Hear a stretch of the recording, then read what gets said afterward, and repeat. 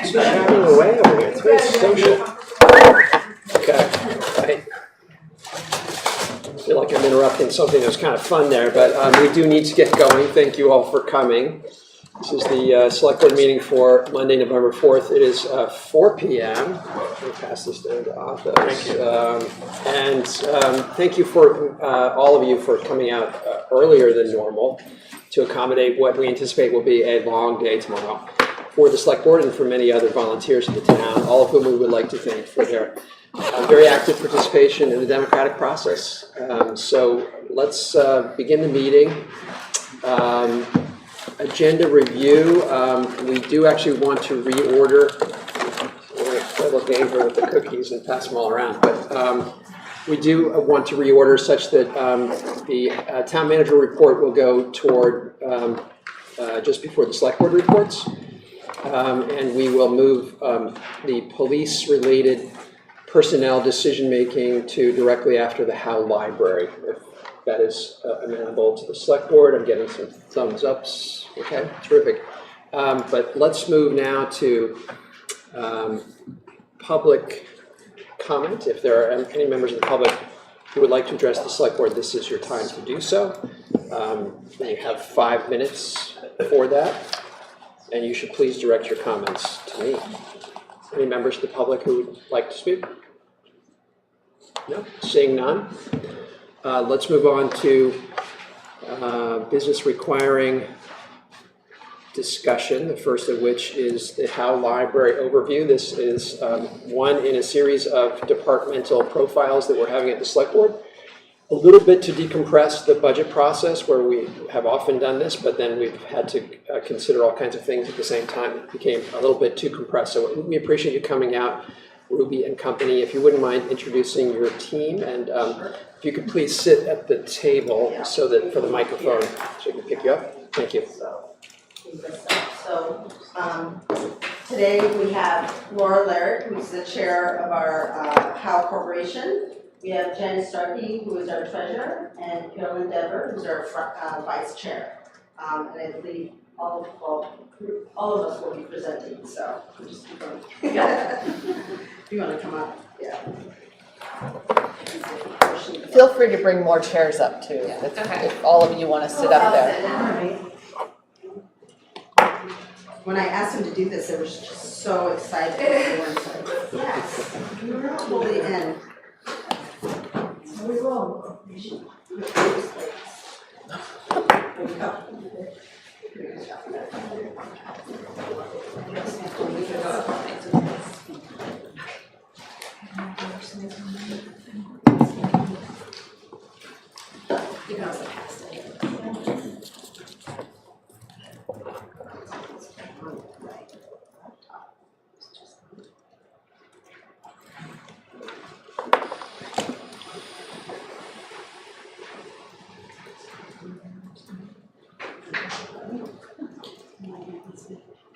She doesn't look like that anymore.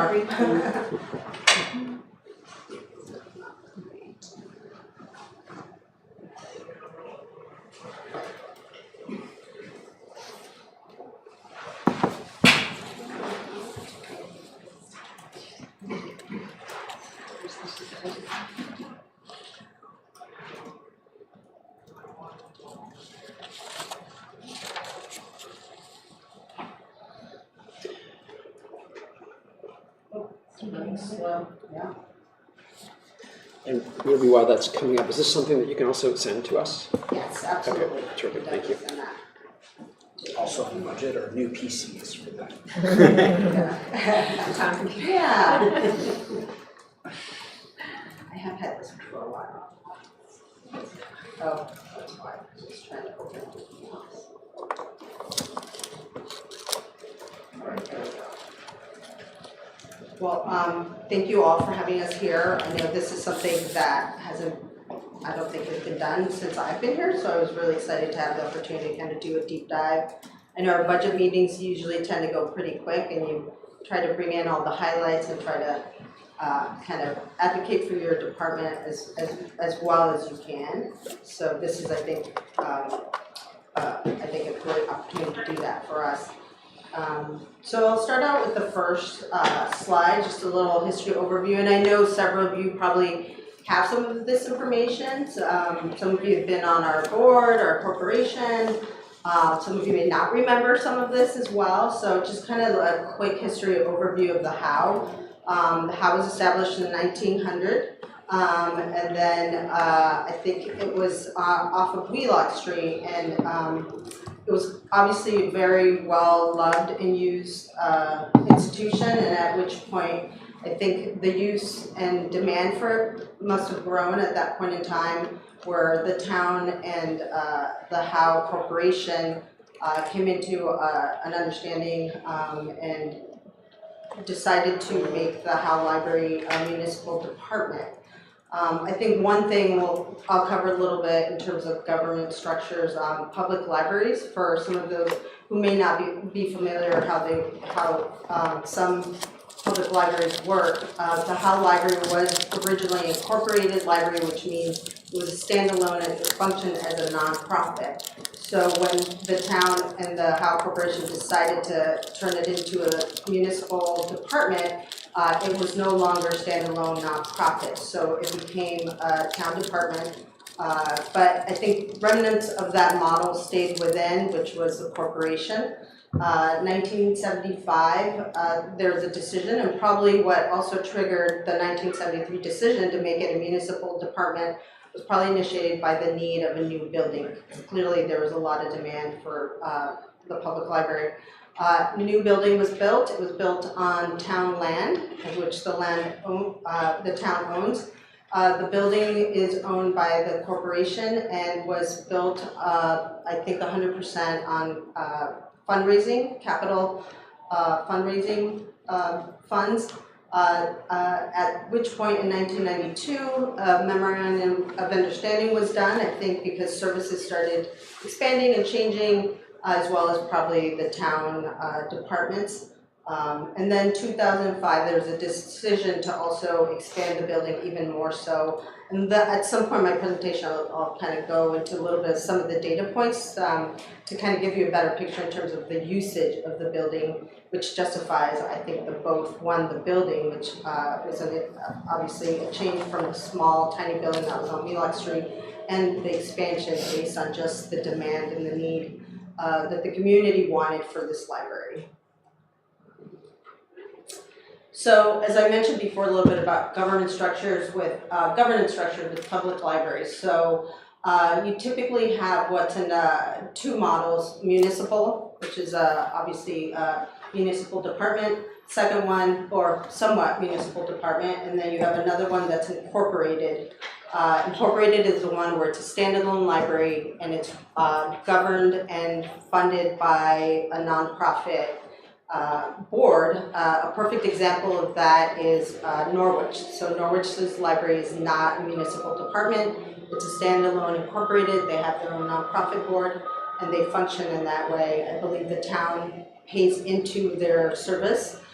So that's one model. And then you have what are the municipal department, the municipal public library model, which there are a couple of them that you can break down different ways. So you have one that's Aetna is an example of, which will have its own board of trustees that are elected by the town. So that is their governing structure. And then you can have a model, which we have here, that's kind of a pseudo model.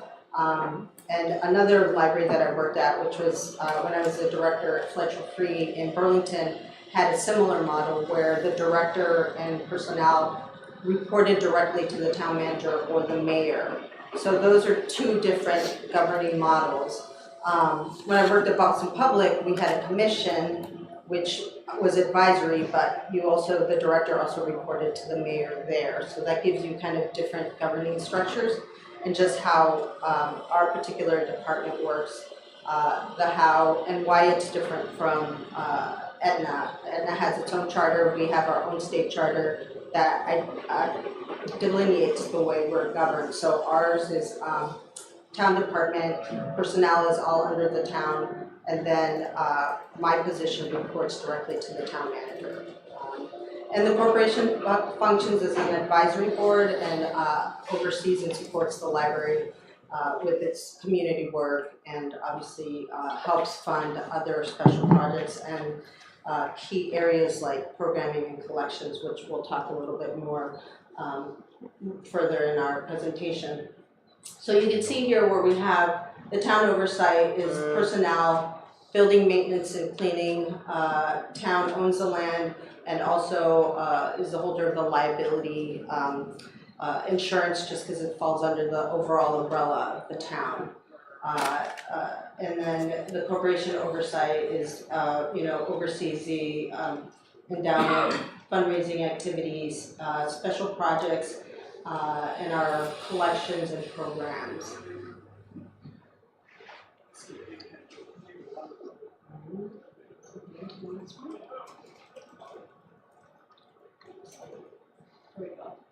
So our library service structure and the way we function internally, we have these different 5 areas. So our first one that we have here is circulation. This is the department that most of you, when you walk in, you'll see on your left. We probably have the most usage for, in terms of interactions with patrons. It's where you check in, check out. That's where you go to register to get your library card. We also manage if you've lost a book or are looking for a book. That's kind of your first point of access. It is also the department that oversees all the reshelving and sorting of full collection. And then we have youth and teen services, which I think most of you are probably familiar with if you've had kids here. And it's one of our most used, well, actually they're all used a lot in different ways, but I guess we see most of the kids in the building, particularly after school. So this service area oversees, readers advisory, children's, and also the teen department is under there. They do story times, early childhood development, literacy development. They do outreach to the schools and also the preschools. And they also obviously curate and select the collection for that particular age group. Adult services, also somewhat similar, responsible for our reference services, which is the front desk when we have more high-level requests for research. They do all our adult programming, community outreach, tech support for the public, and also curate our adult collection. And that's probably the first desk that you see as you come in, and kind of they triage most of, depending on what your needs are. And then collection development, which is downstairs.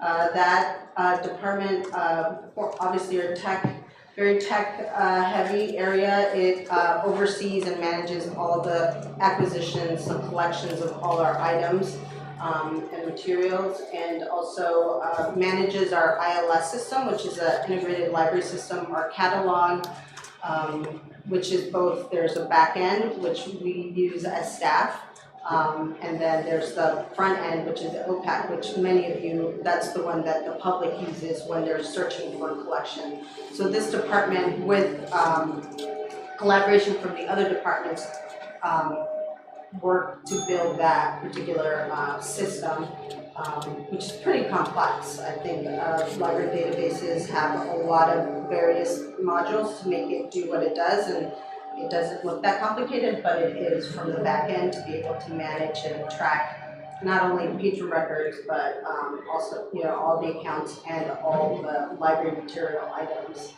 And then our last one is administration, staff of 2, which is myself and our office and facility manager. Obviously my position oversees all the services and manages personnel, and then we have our facility managers that support some of my work, and then also helps manage any building or facility needs like the work orders or furniture purchasing, meeting rooms, bookings. So these are primary departments in the way we're broken down. Currently we have a total of 17 FTEs for all staff in the that are part of all these departments. Can I just ask, the 17 FTEs, how many different people make up the 17? I think it's 29, it might be 30. I gotta go back and look at that number. I think more than 50% of our staff is part-time. Yeah. And you'll see, we have some data points at the end, so it'll give you a sense in terms of how many hours of service we have and just what our usage is. That kind of gives a sense of how our staffing structure works. Yeah. So I will talk a little bit about the corporation. We are, we're here to support the library. We fund the programs and collections and things that the tax payment does not meet. So we have a board of trustees. These are corporation members who are nominated and confirmed by the corporation. We currently have 13 trustees. They oversee the assets, activities, and policies of the corporation, and we offer guidance to the library as requested by the library. And one of those trustees is a select board member, so we currently have the honor of Joanna Whitcomb joining us in the seat that Nancy Carter helped us with for so many years. So the board of trustees is part of the larger corporation, which is actually nearly 300 people currently. And so these are community members, leaders in the community, and what the expectation is that they're really stewards of the library and advocates for the Howe Library. We ask them to attend our annual meeting, which just happened a couple weeks ago in October, attend any corporation events that they're able to, and make an annual donation, and serve on committees if time permits.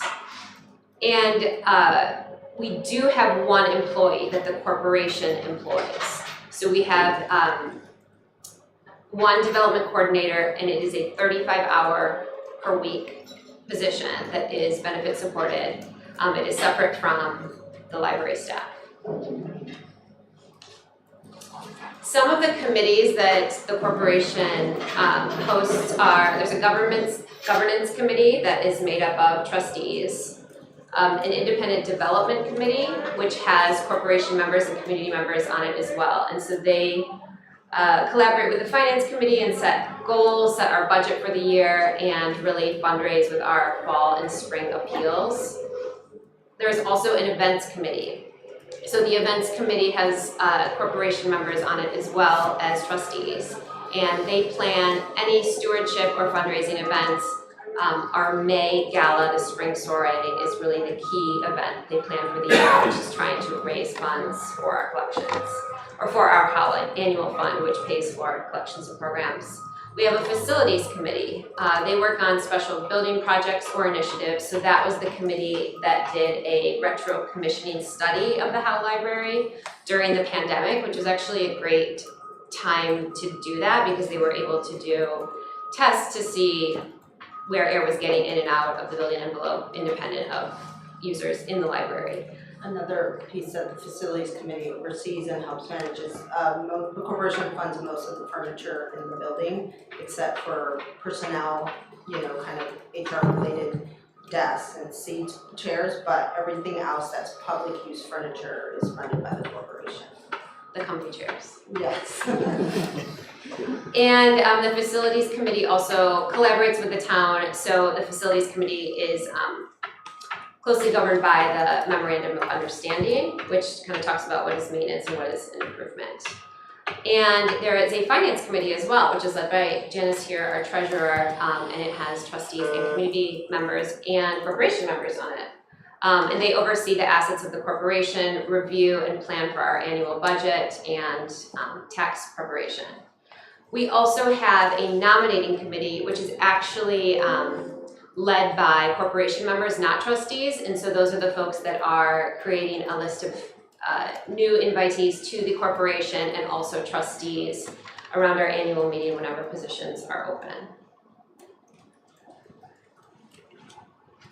And so now I'll turn it over to Janice to talk about that finance committee. So as we discussed, right, it is a collaboration between the town and the corporation. And even with our own donors or potential donors, that's something that's misunderstood. So we try to clarify that at our annual meeting that we just had. So The donations that we received in the last year, except for a restricted use donation that was for some shelving, funded, I can't see. Oh, sorry. You want mine? Building enhancements. I didn't get my new glasses. Building enhancements is the So- lightest color. Right, well, so the biggest chunk there is public services, and that's the Yes. collections and programs, of which hopefully you participated in some, but we offer many for children, toddlers, teenagers, and adults. Some of the things we've had for adults, a lot of our nature events are actually highly attended. We offer tech help on Thursdays, and calligraphy classes, just as an example. Some of our teen programs were like Barbie, zombies, and of course we have the story time, which I'm sure some of you are familiar with. So then we have our development coordinator is kind of the next chunk, our development coordinator and development activities, including the spring soiree. But that would include her salary there and just any expenses related to that. Professional fees, we have hired a consultant to help with our strategic plan. We pay for a CPA to file our taxes for us, pretty minimal engagement that they do, but they do provide that service. We also have, The bookkeeper, we have to do all that to keep the 501c3 status as a board nonprofit. yeah, so we have a bookkeeper who spends maybe about an hour every week, maybe two. And let's see, after that we have, I just think it's funny, I cannot see. Just regular administrative costs, paper, things like that. And then our building enhancements, which, you know, as we said, could be furniture. And sometimes we get donations for that and sometimes we do not. Yeah, and they fund special initiatives, like I think the example was the retro commissioning, and then I think our website the previous year, our strategic plan this past year. So all of those are, we're fortunate they can be funded by the corporation. Just some examples of our programs that I previously mentioned. We have a poetry writing workshop as well this past year. Some printmaking activities for teens. There was a seminar in Bach and like a Dungeons and Dragons thing for older teenagers. That was held this year. Yeah, that and the Bot Corps, our Bot group. Our Bot group's been coming there for over 30 years. So every Friday, even when we changed our hours of COVID, we were not going to budge, so we said fine. Yeah, so it's a great group, but you can see at the bottom, it's very well attended. So if you ever go downstairs, you can hear that. And then just again at our the new collections area, the table every Thursday. You can get tech help, drop in tech help. Staff also does one-on-one appointments, just because a lot of people can't make the drop-in, but that is one of the primary things that public libraries do. They help support the public with just general tech support. I'm trying to figure out devices. Obviously, a lot of questions we get, it's like, how can I download my e-items or different things, but you know, primarily it's usually seniors that are struggling to figure out how to use the device, and the library is one of the places they like to come to. So all of this is funded primarily by the annual fund. That's our largest chunk, as you can see. This past year, fiscal year 24, we raised just about $200,000. It isn't quite enough to meet the demands of our annual expenses, so we do have a drawdown. It's a conservative amount, but if we didn't do that, we wouldn't be sustainable for the foreseeable future. So this past year we provided just under $100,000 to help fund the activities of the Howe. And then we had a small percentage from our annual fundraiser, the soiree. And then just miscellaneous income, maybe lost book income or other minor items like that.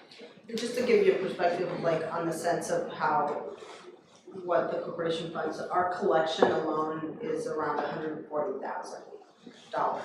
So you can see where pretty much all the funds go to collection, sustaining the collection and programming. How much of that is digital and how much is physical? Over 50% is physical, but there's probably a good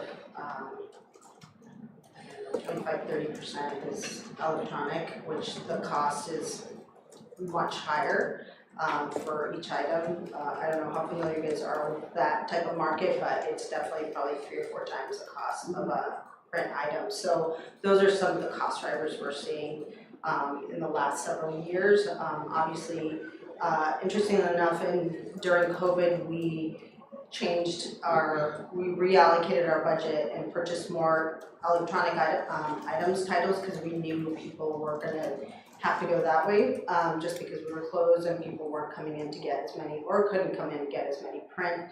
We thought that after COVID, that would level off and go back to what it was. We'd see a drop in the electronic, and we didn't. It stayed the same,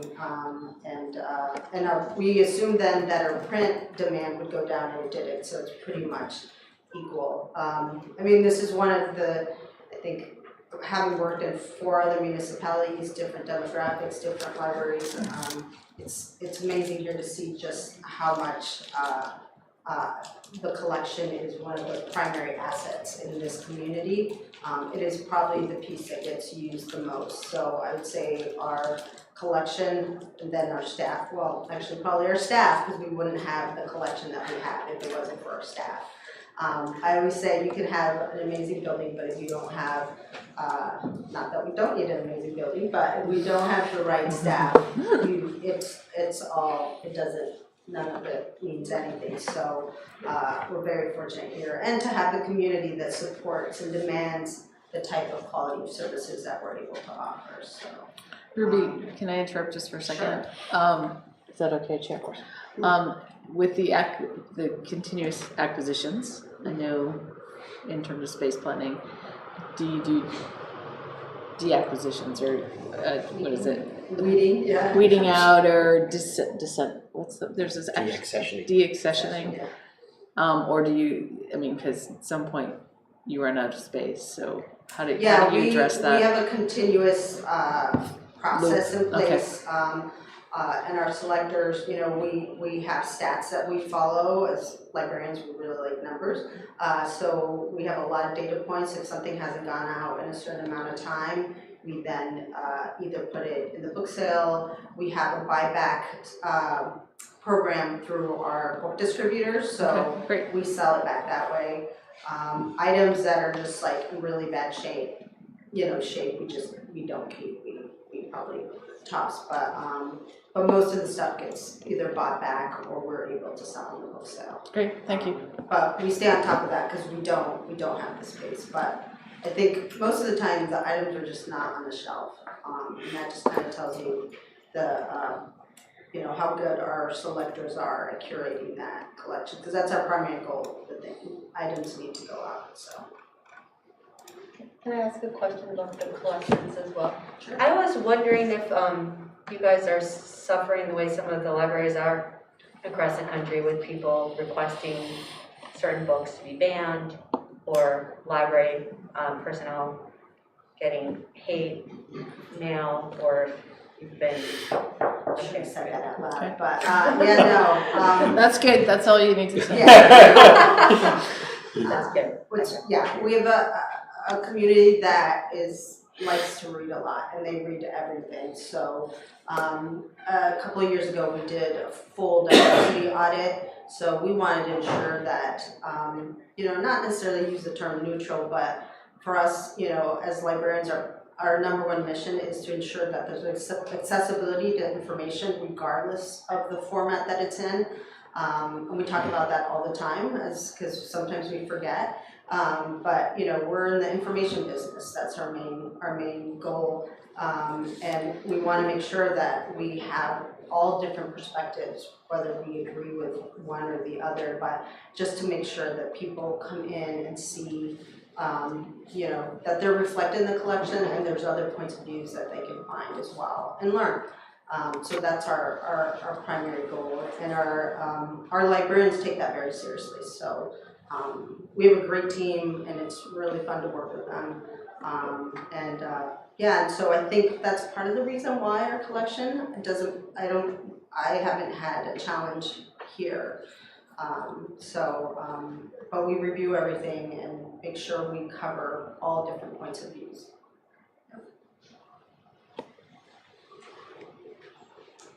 Is this me? Okay, surprise!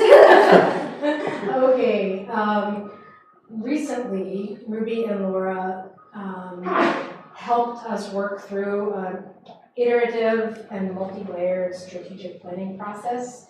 Very close to the end of the process now. This represents on this slide the 3 primary outcomes of the strategic planning process expressed in the terms of goals. So the first goal, to invest in community engagement. The second goal, to invest in library facilities. The third goal, to Ruby's point about the importance and excellence of the staff, to invest in organizational development, which includes professional development for the staff. So these are obviously interrelated goals under this larger headline, Find, Learn, Connect. With regard to community engagement, we seek to optimize engagement and connections among people to, as Ruby was just saying, evolve connections to meet emerging needs and create chances for open dialogue. Under facilities, is our space welcoming, warm, flexible, accessible for all of the different bodies that come into it. Refresh and update spaces to make it really appealing for people and welcoming and comfortable. With regard to staff, professional development, staff support, positive work environment, strong team dynamics, we all know that those are invaluable investments for an organization to make. And the strategic planning process, we did a community survey. Our consultants were completely shocked because we had in the first day over 100 responses. They said they'd never seen that before. So I think in total we got a little bit under 300 responses. We did community, I think we did focus groups, and then we did interviews as well to help gather some of the data for this. So, and so through that process, we came up with those various goals that from the things that we saw were a priority for community members. So next steps we're completing an activity plan. We'll be doing an in-service day with both the board and staff to figure out what are the things that we can do as a board and staff to help support those different goals in terms of our day-to-day work. And you know, I think also the direction of what type of programming, what are the things that we see that you know, were in the responses that either we've been wanting to do or didn't know that people wanted. I think one of them that came out that we hadn't really gotten feedback, but particularly parents want more evening and weekend programming. So of course that's an evaluation of like, okay, what are we doing now? What's our bandwidth? What's our staffing? And can we meet that need? And so I think that's what, you know, the strategic plans are really great to help us ensure that we stay relevant. And we think, you know, any strategic plan is incredibly important for any institution to ensure that we're using our funds and staff and assets, you know, in the best possible way. And then, yeah, this is our final slide, our data points. This was for FY24. We're open 57 hours a week. This past year, FY25, we had averaged 250 visitors a day, so a little bit over 78,000. And then reference questions, we answered over 5,000. This will give you a sense of how many titles. This is both electronic. We own over 1,818,000. I don't know how to say that number, it's so long. 1.8 million. There, yeah, 1.8 million. There we go. And then, you know, our circulation, we have over 175,000 items. 56,000 of those were for youth and teen circulation. We currently are, I didn't go back and check, we're either the 11th or 12th highest circulating library in the state. So that gives you a sense of kind of our usage. The other libraries on the above us are primarily the larger ones in the southern part of the state. We were joking the other day that I think right before COVID we were like 9th. So I'm a little competitive and I like to be in the top 10, so we got to figure out how we get ourselves back up there. And then, you know, you look at what our population is, you know, compared to how many library card holders we have over 6,000. So that's a pretty much a good high percentage of our population that is a card holder. And it's probably more, but you know, some households only will get one card per family, and you know, this doesn't count all the kids who don't have their own cards. So many of them will come in and get their own stuff. So you know, over 600 programs. Summer reading was this past year was one of our biggest one. I think it's primarily because we've had a children's librarian for many years, but she had always been part-time, and when we hired our new children's librarian, she went full-time. It was a full-time position. This was our biggest reading program sign-up that we had. We had over 800 kids. Before we used to average around 400. So it gives you a sense of the impact that our staffing model has. You know, as you all know, many of you use our meeting rooms. Those are always, we love and hate those because people are always, you know, banging on the door wanting to get access, and we're having to manage that all the time. And then electronic databases are highly used, and our website is one of our other service points, and it's our digital, you know, side of the work that we do. So regardless if we're open, our website's being used, which people can access to, you know, reserve books, suggest books, go into our databases. So that's another really critical point of the work that we do as well. And it shows you we have, you know, over 34,000 views and hits on there. So yeah, those are just some of our data points or stats. We'll take questions. I do want to say one other thing in closing. I feel it is the community building of Hanover. And it is, in the modern world, unique in that you can go in this building that is open 7 days a week. It is climate controlled. There are restrooms, there is Wi-Fi, and you can just be. And whether you have a card or not, you are welcome into a beautiful space. And I just feel like that is something that is so necessary, and it is it's sometimes hard to raise a family or live alone or all these other things that we don't know what's happening in our neighbors' households, and it's so nice to have the Howe. And so I thank you for your cooperation in making it the building and the quality of library that it is, and to Ruby and her staff, which make us feel welcome wherever we go, which is like every day for the past 11 years. Yeah. One day I told Laura, I was like, we just need to make an office for you. I have a small house and a lot of family and no family nearby, and it has truly been a second home, and yeah, I'm just so grateful for it and for all that the community does to make it possible. So do you have questions for us? Nice job. Thank you. Yeah. What was the budget from the town last year? I think we're 1.4, 1.5 million for the Howe. Okay. Maybe off a couple of little numbers there, but it's not. Or no, it may have been. You've gone up to 1.6. You have that, Bob? I'm looking it up right now. Yeah, I have it somewhere in here, but.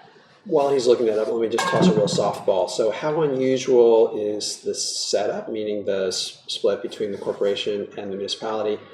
And how unusual is the collection and staffing for a community this size? With an asterisk, recognizing that it's a college town, maybe that's a difference, but. I think the college piece is a part of it, but I mean, it's a very high literate community. So, you know, we do have people that use us from the Upper Valley, but if you're not a resident, you have to pay a membership. So that's $150, you know, for an annual membership. So Yeah, I think it is unusual just because we are Hanover's interesting bubble. And they, you know, we hear it when we don't give a certain level of service, so, yeah. I've met people who go like every morning to read newspapers and periodicals. Could you just speak to what you have in terms of regular news and magazines? Like what papers and. Yeah. I don't know them off the top of my head. We have several. And we're constantly curating. I think one of the challenges with those is that a lot of them are not, like they're going out of. Are they going out of print? Printing. Yeah, so we're always trying to make sure we can at least try to access them in electronic format. Did I answer your whole question? You did. And are there things that we on the select board can do better to support you in your work? I mean, I don't know, that's a loaded question. You have one wish. Yeah, no, You can have more than one way. Yeah. I mean, that's why I'm here. I love working here. Like, I've been in a lot of towns, municipalities, and there was a lot of struggles and challenges. And here, like, I love coming into work. I have a really, like, strong, community that advocates, an amazing corporation that are all like avid users and support and understand and are high functioning and understand how the library works, and they allow us to be librarians and do our job, and they respect that. I think, I've been here going on 9 years, and the select board has done the same. I think they understand and value our work, and you don't always get that where you work. So I think that alone means a lot to me, that I'm trusted in terms of my professionalism and the work that I do, and people, I feel that people think that support my job and and what I bring to the table, and I think that's important. And my staff feels that. We talk about this all the time, and they know they're fortunate to work here. So I think that is supportive, and we're also, I've been doing this for, over 25 years, so I've learned to be very conservative in my asks, and so when I do make asks, they're strategic and they're important. We don't ask just to ask, so if there is something that we need, there's a reason, and we make sure we understand what that impact is as well.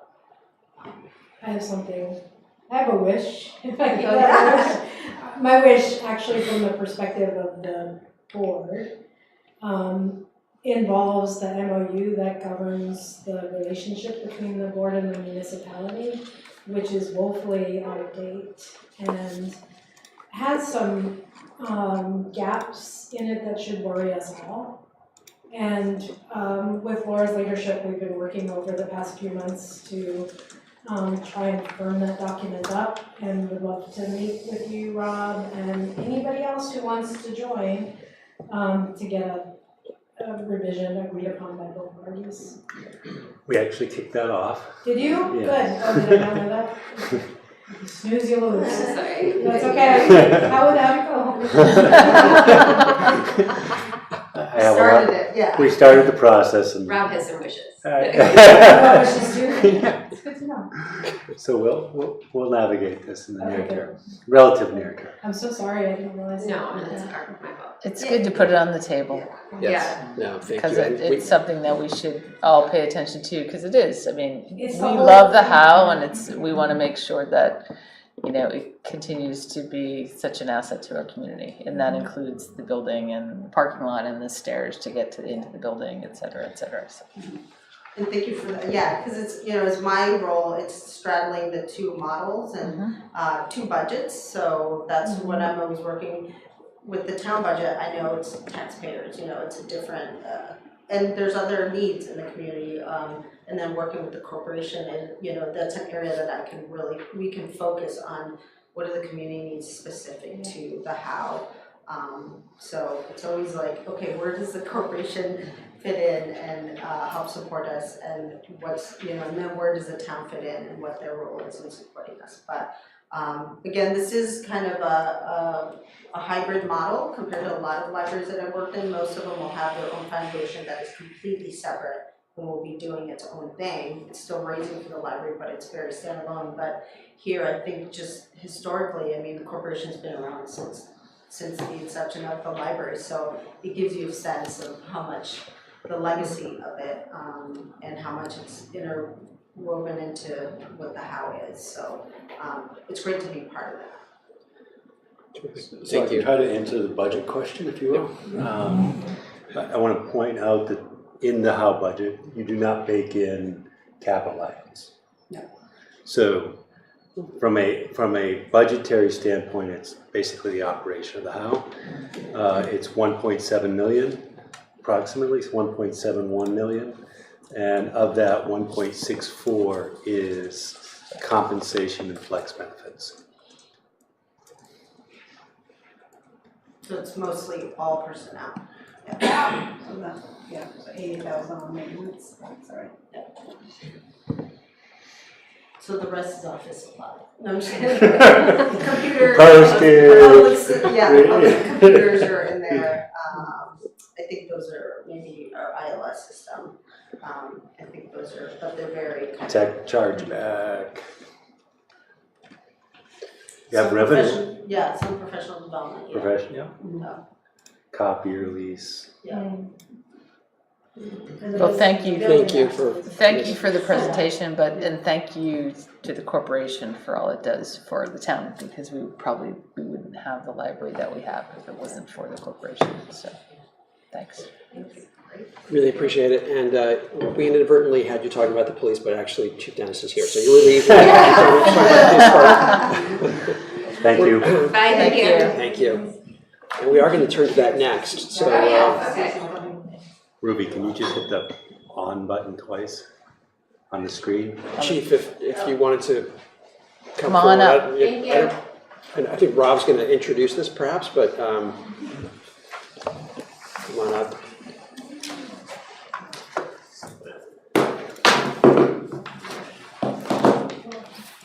So Charlie and Jim are here. Thanks, Ruby. And Mike, Thank you. thank you. Thanks, Janice. So let's turn now to, we're skipping ahead to business requiring action, but before we take action, we will discuss some potential changes to the department structure and the rationale, and thank you, Charlie and Jim, for being here, and also for the various documents that you put together explaining the changes. So Rob, did you want to? Sure. Yeah. So what I should point out that we're bringing this forward today. However, it's been in discussions for some time on both items that are on the table today. I think some of this dates back at least a year. Yes. Trying to bring this to closure as we move forward. Charlie has outlined, I think eloquently in his memo to the board, the rationale behind his request. There is a change in demand in the department that the lieutenant position handles. I will say that these past 2 weeks, I suspect that the lieutenant had very little to no free time except for event planning. And here's an opportunity to shift some of the responsibility and try to balance the load so that we can be more responsive across the board. With that, Charlie, would you please take and lead on the discussion with the lieutenant? Sure. Yeah, we're just looking as, we're an organization with a chief, a captain, one lieutenant, and then goes flat. And trying to add a little more structure on the lieutenant position to split those current duties in two, just to alleviate some of those responsibilities. If you look over at the Hanover Police Department, I don't think we've added a sworn position in over 20 years. And a lot has changed in 20 years. Just operationally, training, CALEA, we didn't add staff when we went through that. Everyone's accepted more roles on their back. It's just getting to the point where we don't want to miss anything. We want to make sure we're keeping our high standards. We think this is a good start of doing that. We're leaving the operations lieutenant that's just kind of managing patrol, detectives, all that, splitting some of those duties up, that event planning and things like that, which takes a lot of time. You probably spend like 30+% of your workload just event planning. So we want to just break up those responsibilities a little bit more and make sure we're staying on top of everything, keeping up all the training and different things that we're responsible for. Certainly, you looked at the cost analysis. That would be moving an hourly position to a salary exempt position. Certainly, you saw the breakdown that that's going to be actually produce some cost savings in that area. Any questions I can answer you about the position? So the event planning is not like you're having police parties, it's for the events across the community. And working with our constituents to make sure it's a safe event, right? Yeah, the events within the Hanover community. It's the Proudy, it's the Chad, it's the homecoming. Homecoming, graduation. A lot of those things, they take a lot. We have a lot of responsibilities. We got to make sure those boxes are checked and we have the resources necessary. Thank you. You're welcome. Thank you. So I understand it's coming. The funding will come from an unfilled position. Yes. But does that leave you enough patrol, street presence to forsake that open position? Yes, I would think within the future there may be an ask for an increase in staff. As I said, it's been over 20 years since there's been an increase of sworn staff, so I could see that be a possibility coming. But I think the way we align the responsibilities and things for that in the position that is used, that position is not on the road every day. It's generally in the office and more of an office environment. So I think it's the best use of the resources that we currently have.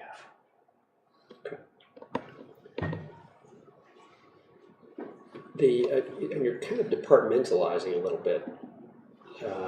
Is that right? The new lieutenant will have parking oversight and. Yes, looking at splitting that, there will be some responsibilities overseeing the investigations division. Right now, the operations Lieutenant Scabola oversees everything in patrol and everything in investigations. The captains have parking and training underneath him. I oversee also additionally the whole communications division. So trying to split up his workload a little bit, where again you have the event planning. Yes, it will be moving investigations over to a special services division, parking to some aspect of training, not all of that, but it's just going to help alleviate a lot of those responsibilities that one person is shouldering. Okay. Other questions from select board members? No. I do want to point out that it creates upward mobility within the department also, and it's important for staff retention to have that opportunity. Yes. Yeah. But when you say you haven't added a position in 20 years, you're creating a new position, but you're not adding because you're taking funding from a different one. So you're not. Before, historically, when Lieutenant O'Neill was still here, you had 2 lieutenants. Right. But with his retirement, we had no one seasoned to move into that position. Mm-hmm. Most of the sergeants currently retired, so you had new sergeants coming up and no one that was certainly in a position to take on the lieutenant's role. We certainly feel more confident where we are today and the amount of leadership training our sergeants have had. And again, without this position, there's nowhere for a sergeant to go.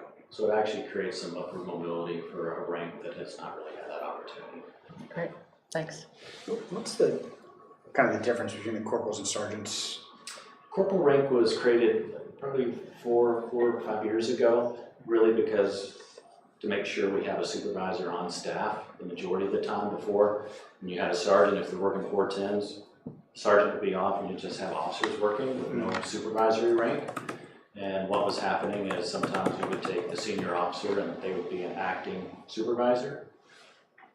But sometimes you had 2 people graduate the academy and the one that graduated number 1, and they've been on the streets for 3 months, one's a supervisor.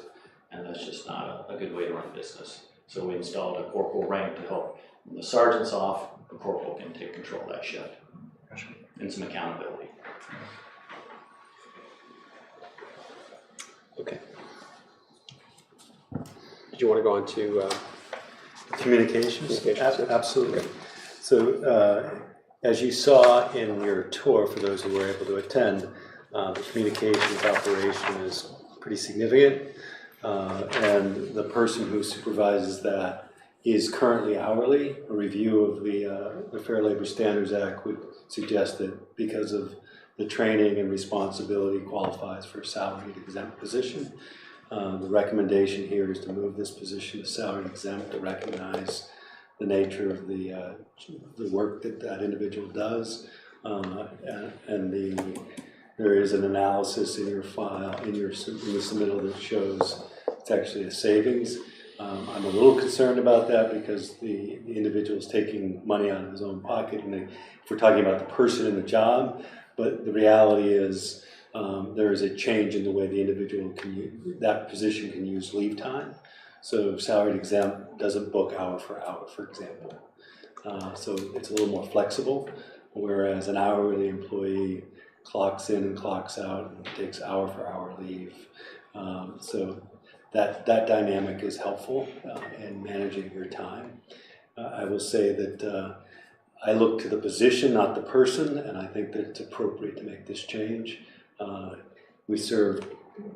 Dispatch serves 26 communities? Over 26 different communities. So, and staffing levels have been somewhat of a challenge, and this person steps in to fill that void when needed. So with that, Charlie, would you like to go through it, or did I? No, I think you covered it pretty well. It is a very complicated position when you're doing dispatch and communication services for over 26 different communities, but you have over 50 entities. You know, when you look, you're dealing with not only municipal government, but also volunteer fire departments and EMS systems. And this same position has to go and have meetings at nighttime at different places, working with all those different entities and keeping it together. I do feel strongly it should be a director of communications. If you look at a lot of the co-parts and other parts of New Hampshire that do these same jobs, it's a director of communication. If you look at Grafton County, the person overseeing their dispatch center is a director of communications. So I believe that is the right classification for that, and that it should be salary exempt just due to all the responsibilities and leadership of that position. And the community visits are just relationship building. Yes, relationship building, making sure there's not issues, staying in touch. What do they need? Sometimes it's what we need. I kind of make the comment, this isn't Burger King, have it your own way. When you have 26 different entities you're working with, there needs to be some standardization of how you dispatch calls and different things like that. So a lot of it's that relationship building, but also making sure we can standardize as much as we can to make it easier on our communication staff. They just can't be everything to everybody, but they do an outstanding job. A lot of them are considered, if you ask around in the Upper Valley, the gold standard of communication centers, and it's something to really be proud of. They've done a great job. Okay, terrific. Questions? None. No. Okay. Thank you. Rob, anything else to add here? No, I support both of these changes. So we need motions, Rob? You have, yes. You have. And I You even have them, he's written them out. Yes.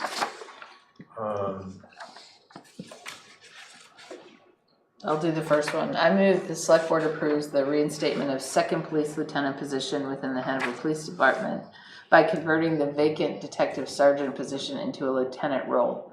This new lieutenant will lead the newly established Special Services Division, addressing rising operational demands related to specialized crimes, technology advancements, community event support, expanded downtown operations, CALIA standards compliance, and increased officer training requirements. Is there a second? A second. Second. Any further discussion? So one more question. Do you already have somebody in mind, or are you going to be hiring for this? No, we're going to do an assessment center and go through a process. Okay. All those in favor? Aye. That's unanimous. Okay, thank you. Second motion? Yeah. I move that the select board approves the reclassification of the communications coordinator position to the director of communications to accurately reflect the responsibilities of the role. Given the position's management, training, and oversight duties, it will be a salaried exempt position under the Fair Labor Standards Act.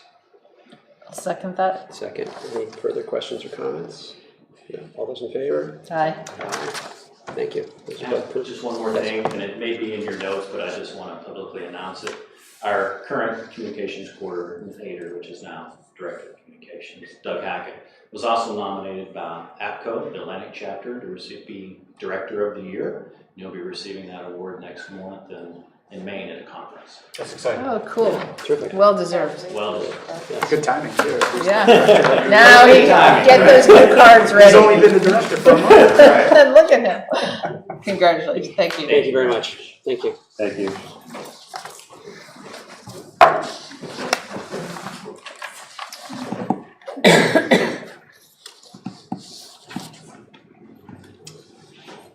Okay. Thanks again. All right. We will turn now to the second item under business requiring discussion, which is continued discussion of the Select Board's objectives and key results from the Select Board retreat. In your packet was a summation, not only the notes from the meeting, but also now a layout of objectives and key results, OKRs. And this is Is that what something, KR stands for? yes, Who made up that acronym? yeah, I don't know. John Doerr. John Doerr, great. Who? Yes, it was. John John Doerr, remember No. remember we all watched the TED Talk? Remember? Oh, I don't do TED Talks. You said you listened to it. No, I read about it. Oh, you read about it, I okay. Googled it. Oh, you Googled it, Well, Wikipedia did, I think.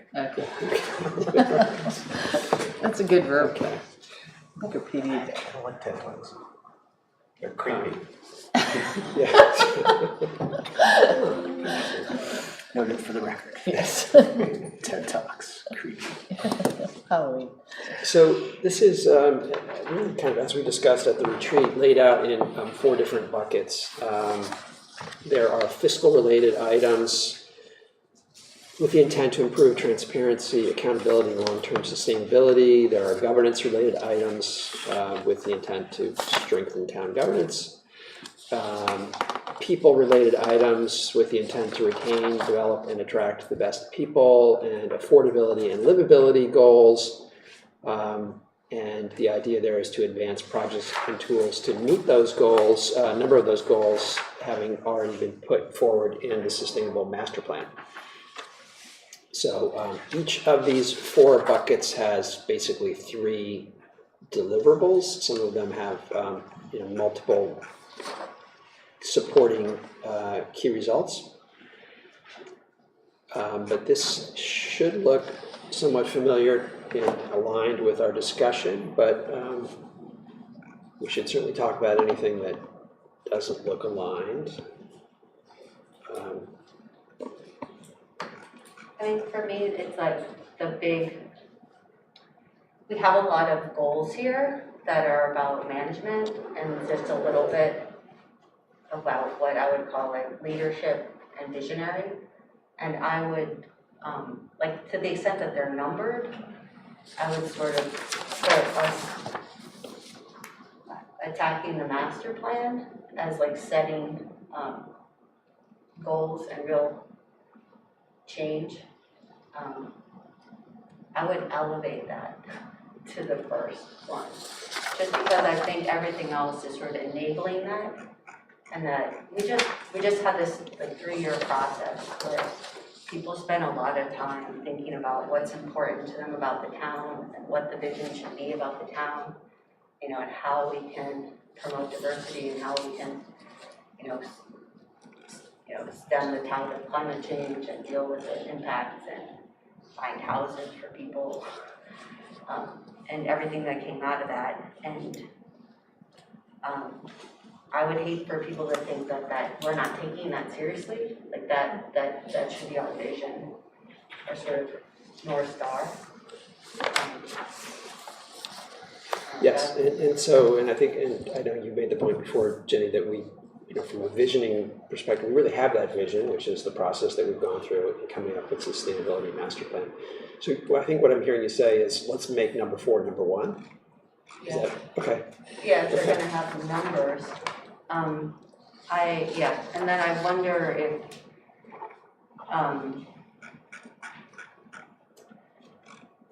I wonder if it should be affordability and livability, or it should be accelerating the implementation of the master plan. And then maybe, this is where I feel like we didn't maybe have enough time to really discuss what those key results should be.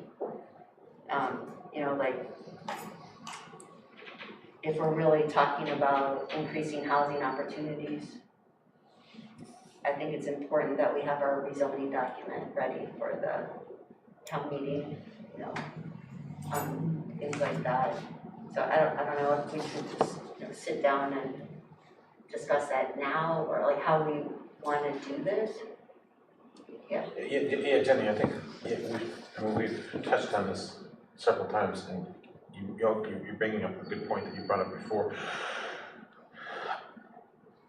The master plan is, you know, what I see our goal should be is, and the master plan is just huge, and that's part of the problem. It's a visionary statement.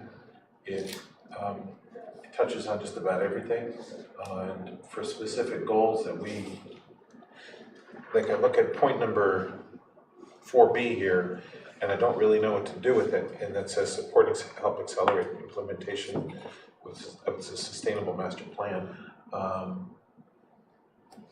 do you actually get, you know, ask someone to sit at their desk and do that without parsing out specific parts of it? Yeah, I mean, for our key, I think the idea of the key results is that we can only pick a couple that we can go after, and we want to make those count, and we want them to be visionary, and they need to be guiding our efforts. What I heard from the master plan, and people might disagree, I know Joanna and Jared were there most every meeting, was this real focus on housing and transportation. So to me, those should be elevated, and it folds into a lot of the other things. So I would start there, like, and then are the key results, are they our inputs, are they our actual results, are they outputs? Like, can we have 80% of every street that's touched be now a complete street? Can we put a marker on that? Can we, you know, or more like an input, can we make sure the zoning study gets through? Like, let's think about measuring what matters. I think it's a great idea. But yeah, there's discussion, there's lots of ways to attack. I love, Jared sent a letter to us all about people offering to help with access. That is so important. Like maybe hiring a sustainability coordinator as like an input, that should be potentially one of our big objectives. That's I think when I read this, I totally agree with you, Jenny, that the master plan has to be like front and center. But I see this as slightly more micro than the master plan, right? So the master plan is like big picture goals for the whole town, right? And a lot of them, for the next 10 years, and a lot of the things that are in the master plan fall under planning and zoning. A lot of them are select board as well, but then there's in the implementation chapter, it kind of delineates who's responsible for what. I see this as really, the five of us, and actually mostly Rob, for what we're going to focus on in the long term. Whereas the master plan, agree, we have to be focused on it and we have to continue to make progress. But I think this is like more specific than just. And there's a lot of overlap too between this and the master plan. I agree that we're like microly, like specifically responsible for certain activities. But if the select board isn't setting the vision and making it a goal, I don't believe that it will get done. Like I just don't think that's the way change happens. I think there has to be very clear focus on like a key result. Like, I think that's the strength of this approach, is that we can start talking about what are the real key results that we're looking for, so that people can rethink, so departments can take that and say, oh yes, they want us to rethink our processes in this way to support this objective, right? Or the planning board knows, you know, they have a really specific objective or goal for this particular. Yeah. So that's where I think it does matter. And I think, you know, there's a lot of foundational work, or what I would categorize as more managerial, and we can talk about that, and I think there are ways to maybe even make those more measurable. And they're important, they're not important, but you know, what I heard during the master planning process was hope for a lot of things that we often don't get around to. And so I'd like to not get around to things. Right, and I think the implementation of the master plan, multi-year for sure, but part of it is committing capital to make it happen. And we have fiscal things we need to do. If we're going to be a borrower in the capital markets and spend a lot of money, our fiscal strength and stability, we need to have a clean audit. We need to have ready access to capital at a good price. That's what's going to make a lot of those things happen.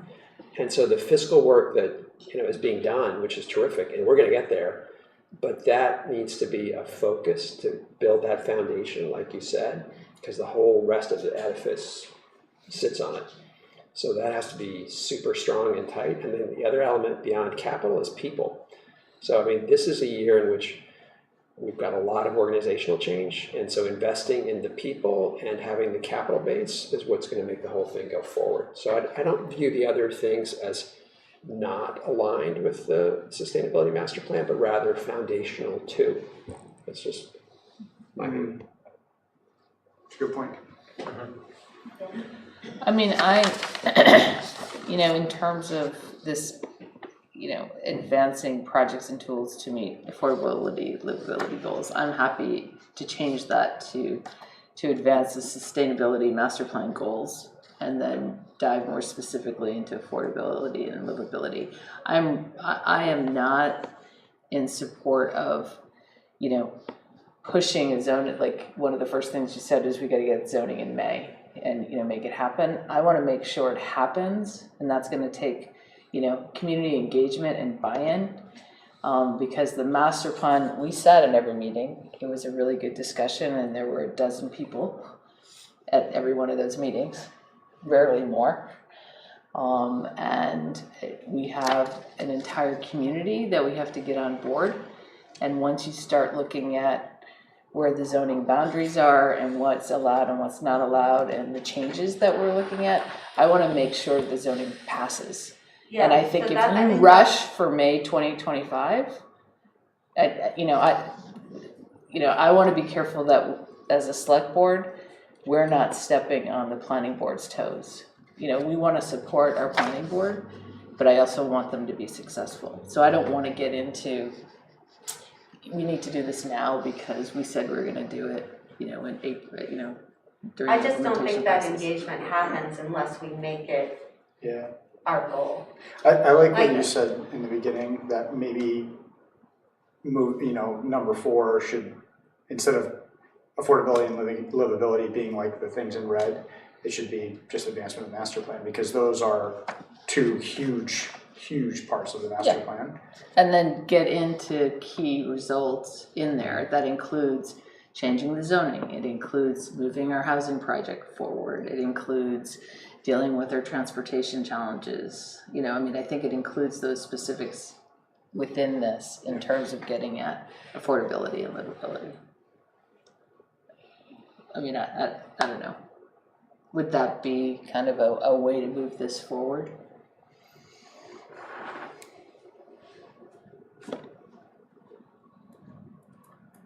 Jenny, do you want to, redo this? Is that what what are you thinking in terms of moving this? Now, this is kind of our charge for the year, so, Yeah, I think,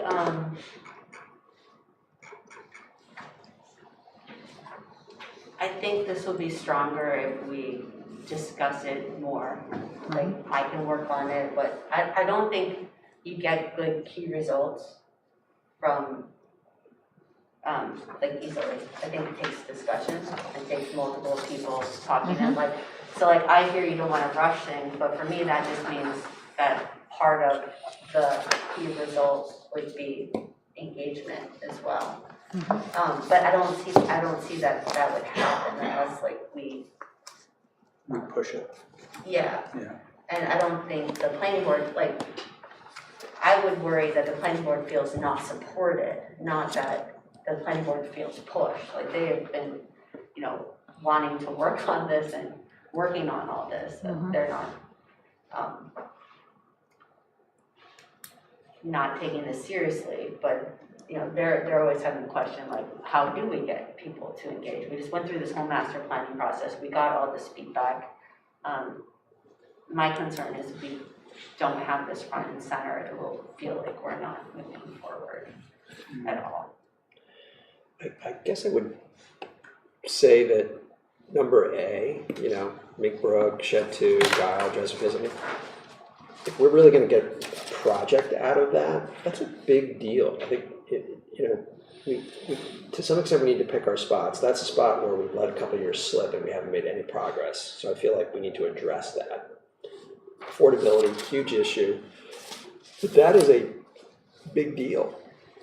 It's a super huge, complicated project to get done. Yeah. Potentially I'm not sure if canvassing sites will get us there as an input. And hiring I'm not confident that we should hire a consultant because I don't know what they would be studying. I think we're talking about getting possibly 24 units, which is really important for affordable units, but it's nothing compared to like what we can get if we rezone. As we're seeing on the main Wheelock district, it also potentially costs us a lot of money, more money. So we could work on this more, like, and try to come up with more of a plan, right? But I don't think this should be our stab at housing for the year, given that that was what we mostly spent the time of the master plan working on. But, I think we have an obligation to figure this out. To deal with workforce housing, because if we change the zoning, maybe the free market will work, but we've seen a crazy amount. The housing market in Hanover is crazy, and in terms of upzoning and I think we'll see changes, but it may not meet our definition of affordability, or we're missing middle either. Unless we actually take action as a town and actually build it. Yeah, I guess better said, as complex as this is, I don't think it's sufficient. But it's potentially up to 4 sites. It's not just one anymore. So you've got Mink Brook, you've got Shed 2, you've got possibility of adding something at Guile, and you've got a joint venture with Norwich at Dresden Fields, which is effectively 2/3 owned by Hanover. So you've got a number of projects that I think could move the needle. Well, then there's the city of Lebanon. So it's something that we could potentially queue up in time for a town meeting, but we'd have to move on it quickly. I think we're talking about a couple of different things. One is actually, project-based, we've been given the directive a number of years in terms of the Mink Brook Forest acquisition and kind of the direction there, and finding, actually building or enabling others to build workforce housing. And then we've got kind of the broader support of our planning board and the work with Opticos and kind of the whole complete zoning rewrite, which I think both need our support to, to move it forward. So, but I mean, that there's a lot of other things in the plan that, we could address in these objectives and KRs. But we also have to be realistic, we meet twice a month. Right. In terms of, in terms of what we have time to do. Yeah, I do think we need to be careful not to overreach. There's a fair bit here.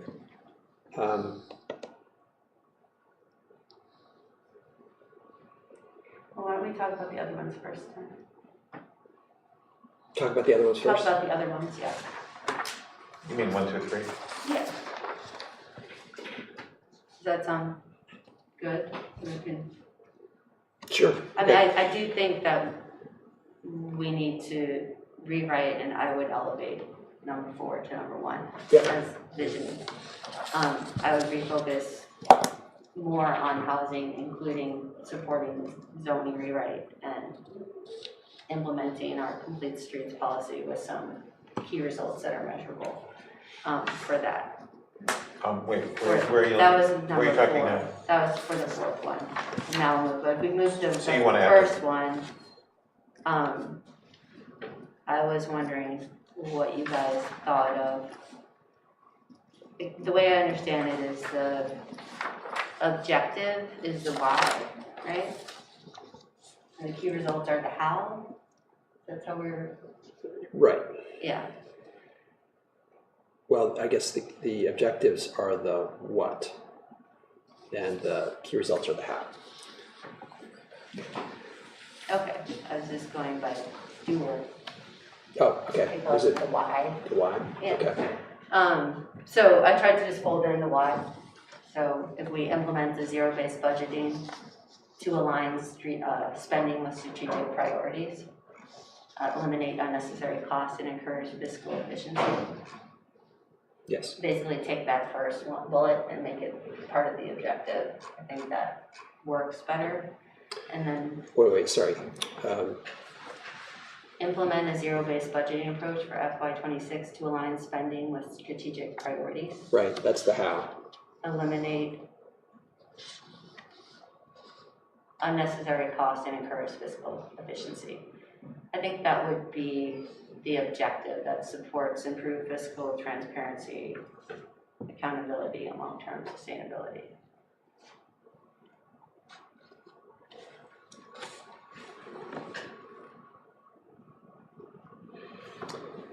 So I think the key result is it's just like how do you do it?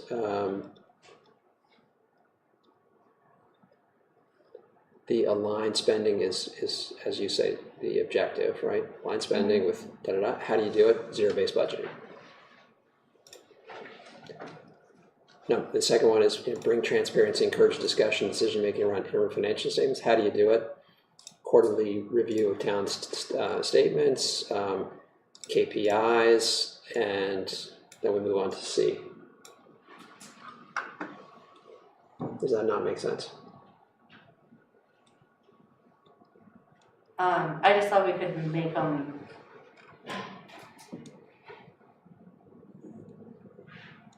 just like more specific. So.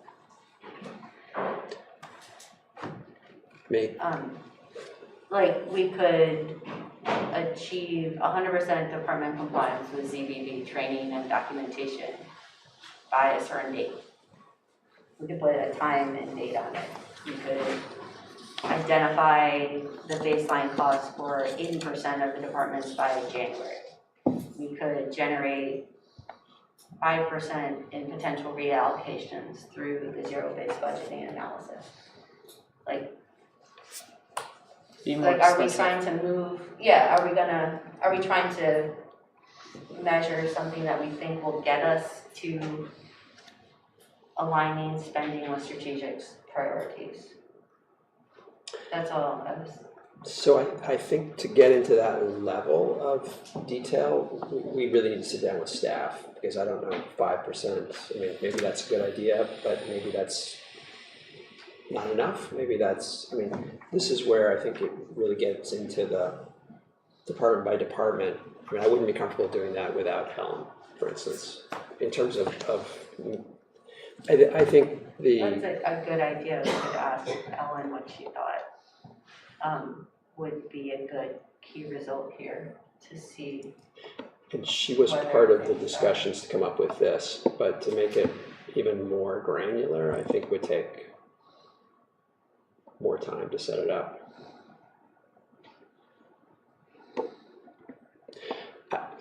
Personally, I think a lot of this is like things that we don't have. So we've never tried zero-based budgeting. Ellen came forward with a template at the last meeting. I think it's the kind of thing where some of the stuff you do, and then next year, when we have the tool developed, okay, let's see if we can turn the dial and move 5% or whatever it is. I think first we need to develop these tools, and then we can start turning the dials. That's just my thought.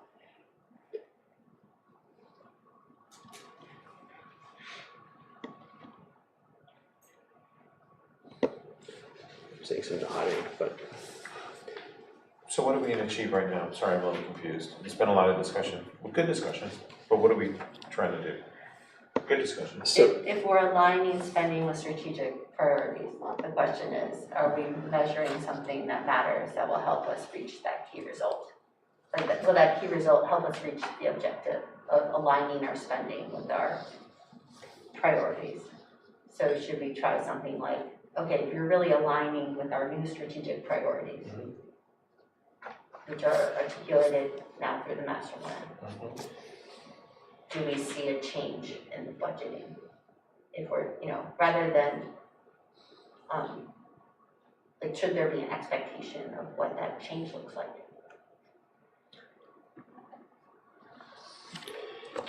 I took that language, the align spending with strategic priorities, eliminate unnecessary costs, from the zero-based budget document that we discussed last time, and that was sort of the benefit of zero-based budgeting is to align. So I actually took that language, I cribbed it, and just put it up there. So it kind of it's pushed them back together. Starting with the key result. But it's fine. Okay. Yeah. So. And then that's the objective, is to align the spending with strategic priorities, right? Right. Yep.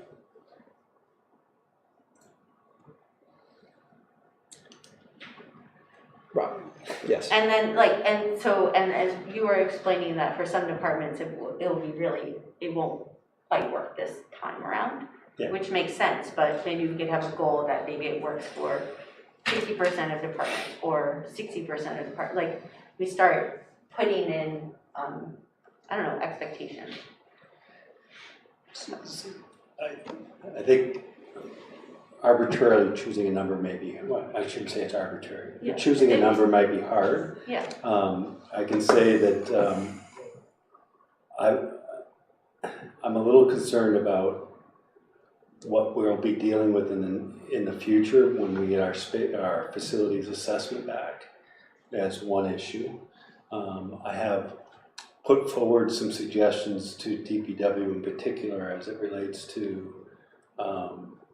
what I think we need to have in place for a strategic plan to move our fleet to non-fossil fuel based energy, whether it's electric or other. And that has to be very strategic in our approach, starting with what the grid can support and understanding that some of our trucks have 20-year lifespans. So as we move forward, we need to be thinking about all of these things. And the challenge for me is really, do I have enough information to make informed decisions to guide you in the decision-making process? And I don't think I do on a lot of fronts yet at this point, because we're still trying to collect that information. Yeah. No, I totally hear that. I think it's just sort of like if we're aligning spending with strategic priorities, do we want to put any specificity around, if we're getting a little closer, and pick some kind of goal that is both aspirational and realistic, you know, I'm taking, you know, inspiration from, like Dartmouth. Their objective is to deal with the housing crisis. They announced a key result. I'm gonna build 1,000 beds, right? And then the resources are motivated around that, you know, the development ask is around that.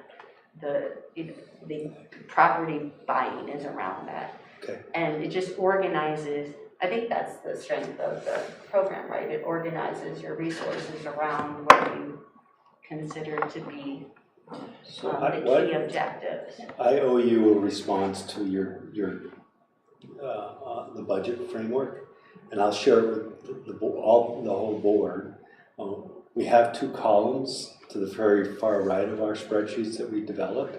The first one is select board goals, and the second one is master plan. So the departments are going through this exercise with an expectation that they address both of those things as we move forward. And while that doesn't give us a benchmark to measure against, I think it's insightful to see what we're seeing come out of the departments. I'm suggesting that that's a good first step. So that might be the key result, is that each department marks what is significant about the master plan and how it is tied to the select board goal. And perhaps that's what we do this year. Yeah. And get into like percentages next year. Or like. Of dollars moving? Of dollars moving, or, you know, because I think. Or additional allocation of funds. Yeah. Yeah, I'm not sure moving dollars from a fairly lean budget is helpful, but but identifying funding sources and projects to move forward on is more appropriate. I mean, as we saw with the Howe, it's primarily salaries and benefits. Yeah. So moving monies from the Howe from one to the other is impacting salary and benefits. People. Right, but unless we start organizing the budget by activities, and then you might be moving people, and then those dollars are moving with the people. Yeah.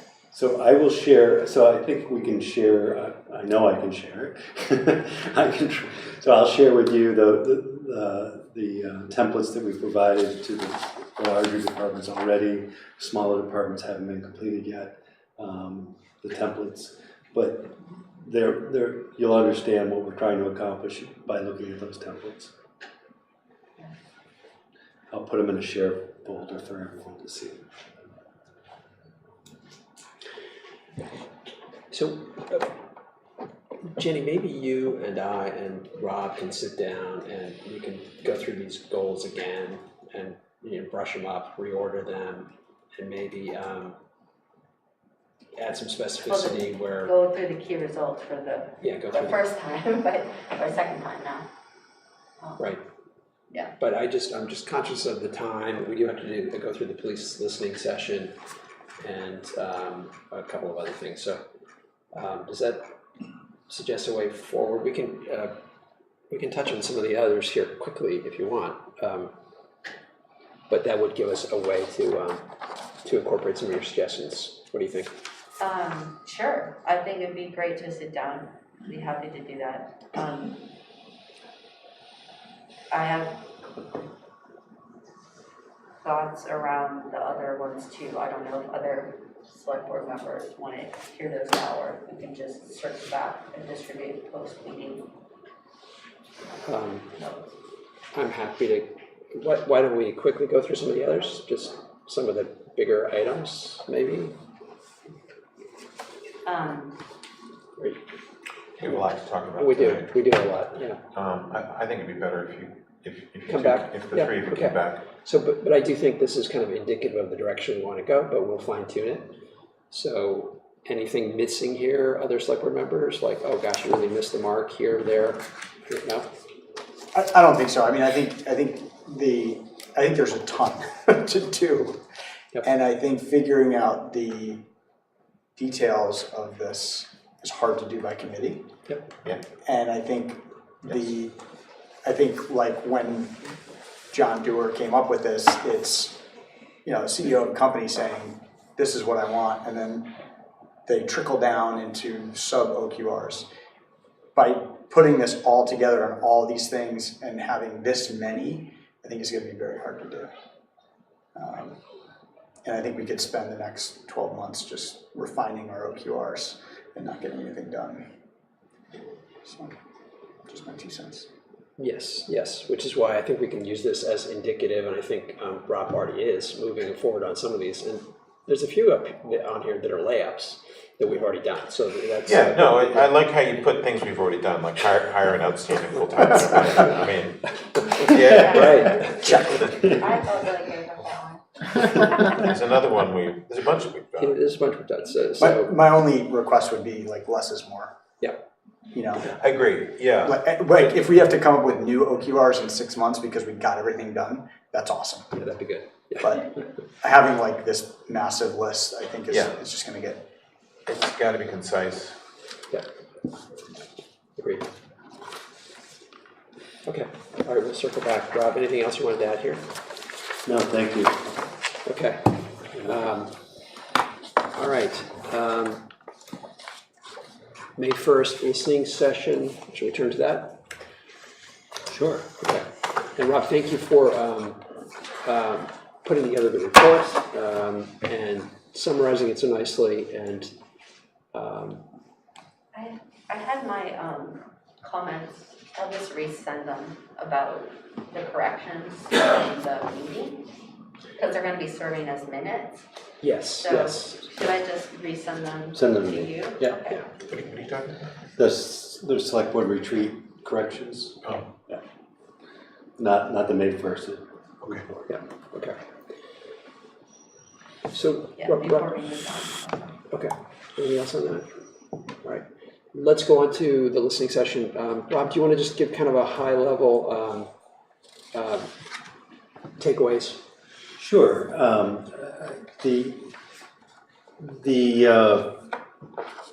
I was tasked with, or staff was tasked with preparing a report before the end of October. We had a listening session in August 20th. We created a web-based input format based with a video and a not Google Forms, but Microsoft Office form feedback mechanism. We took all the information. Nancy Carter compiled the actual notes from the meeting for us. Thank you, Nancy. Thank you, Nancy. And marked them by breakout group color so that they could be sorted. I then sorted them by topic, consolidated them into 6 topics, and analyzed how we could respond to each topic. The 6 topics, pretty straightforward: law enforcement involvement and response, state police, operational protocol, response, and then response action. I think the first thing is state police was involved because of the scale of the mutual aid protocol that we have in place and the scale of the event. It's pretty straightforward. That happens regularly when they have an event of that size anywhere in the state. In this case, state police went to Durham. 50% of their response team went to Durham. 50% came to Dartmouth, and for UNH and the Dartmouth event, as I understand it, it's standard protocol. So there's 2 entities.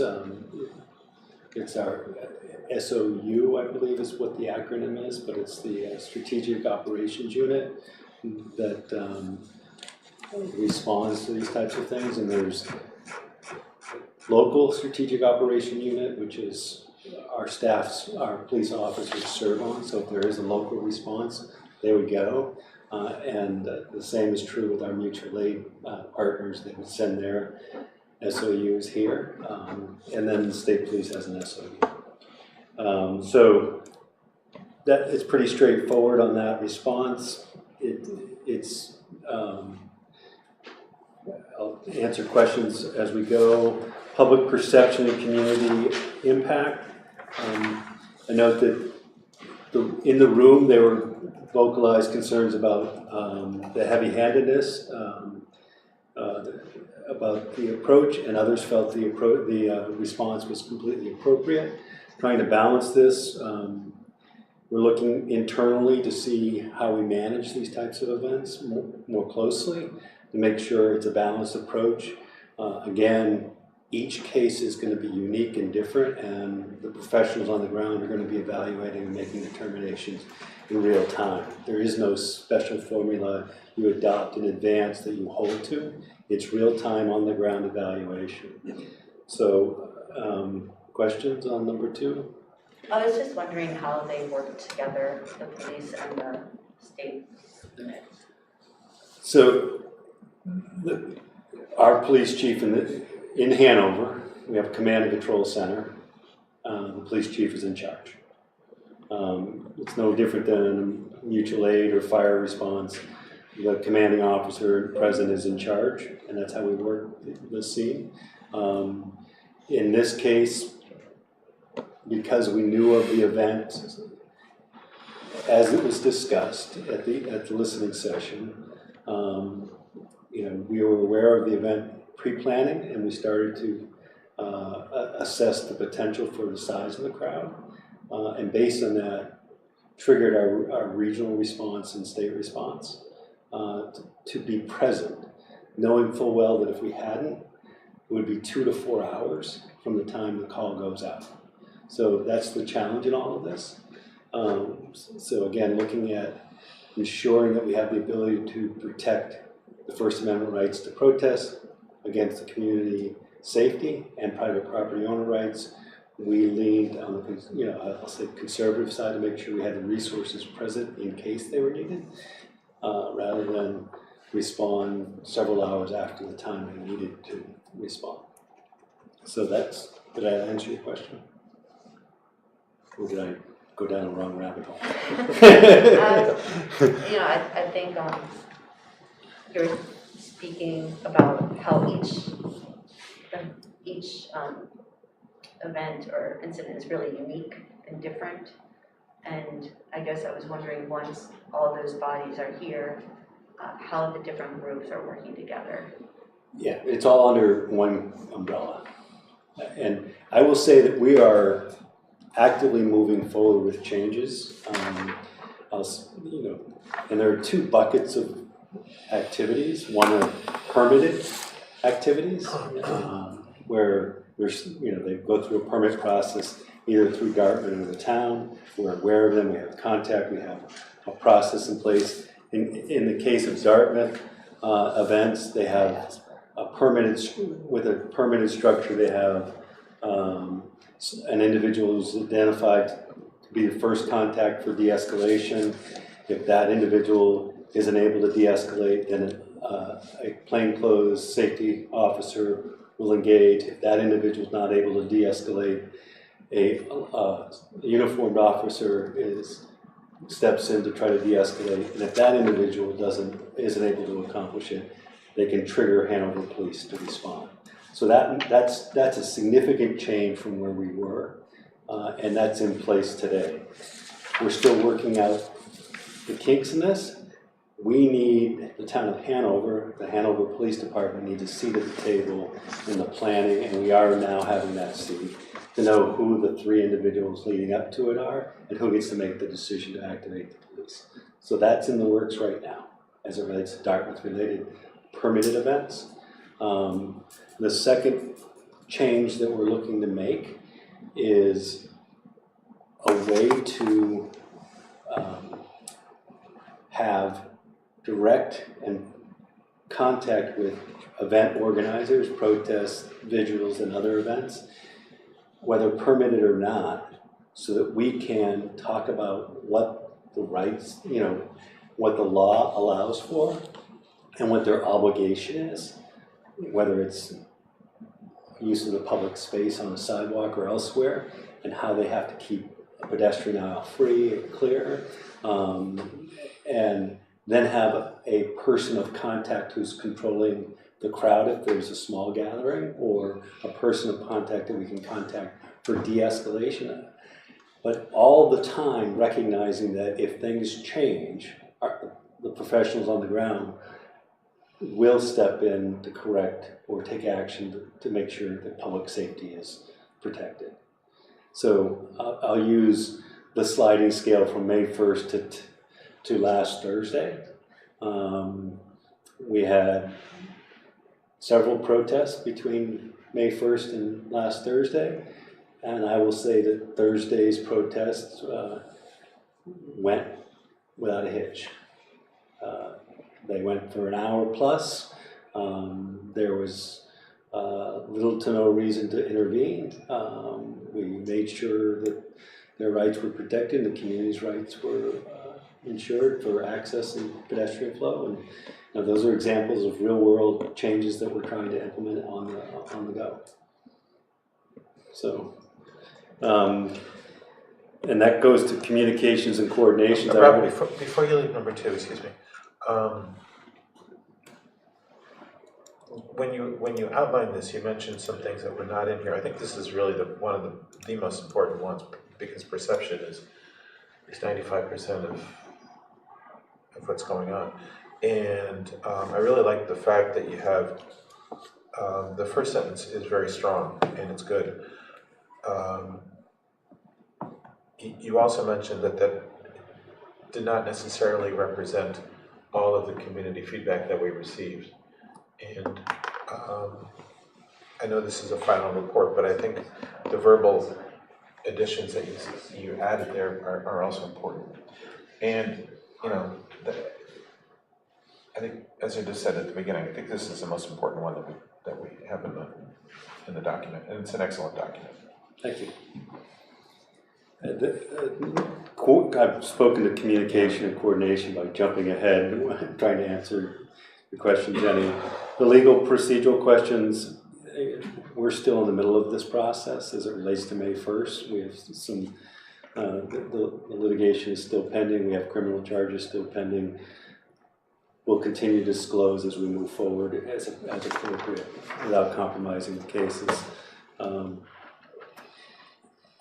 Having said that, I think I'm going to re-emphasize the right for free speech and protest and acknowledge that, whether public or private lands, provided the private property owner supports it. That unique distinction here is that in this case, the largest property owner is Dartmouth College, and the property owner has a right to request us to intervene at any time.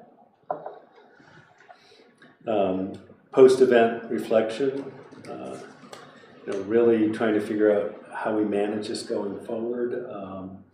It's again a dialogue between the college and the town, ensuring that we have open communications, not with just the college administration, but all the people on the ground who is a part of the process, but also, if we can, actively engage the event coordinators so that we have an opportunity to make it clear we're here to support your rights as long as they fall within these guidelines. Those guidelines are public lands. The college can impose other restrictions on them and do. Next steps, communication channel and policy review. I've already touched on those two things. So I welcome any feedback on the whole report. I will be sharing it, well, it's public, and I will be forwarding it directly to the college also. I should say that I want to acknowledge the police work. I want to acknowledge everybody who participated in the listening session and the feedback opportunity, and the police department for their efforts throughout this process. And in particular, and not in particular, but also their review and comment on this draft report.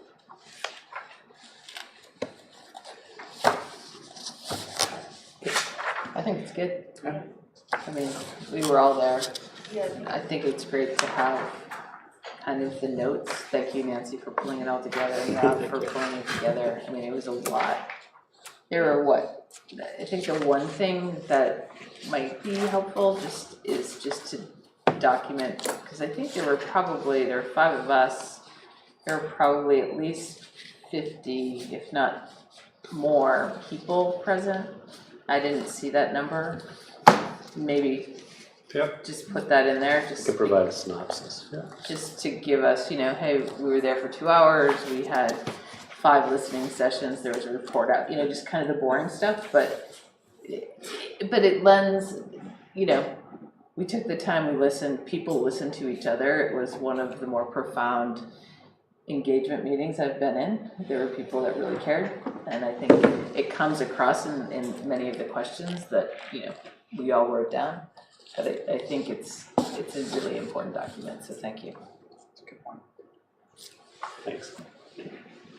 Yes, thank you. I think the feedback from the meeting, at the meeting, was while there was clearly frustration, but there was a feeling that the communication was productive.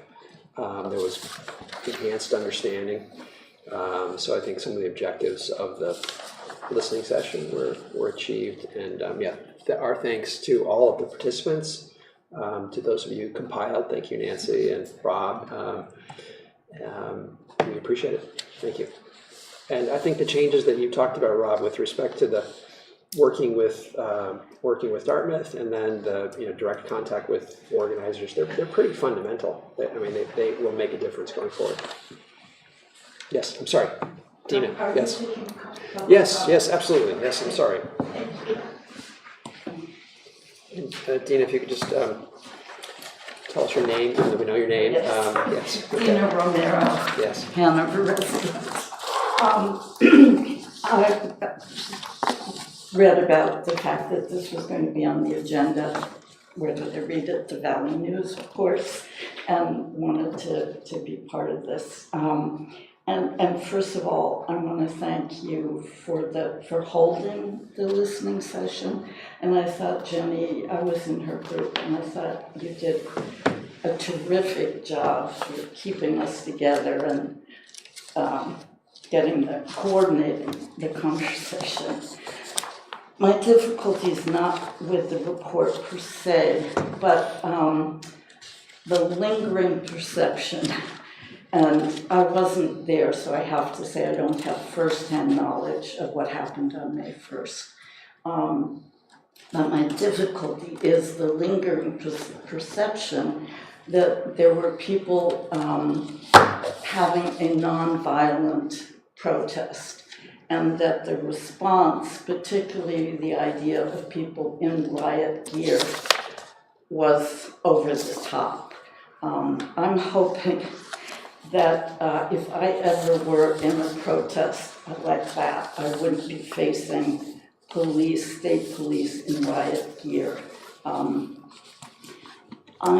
really hoping, going to rights and protests and reading this, I really appreciate this and appreciate the report. And what I would just like to suggest is, given our election tomorrow, we don't know how it's going to go.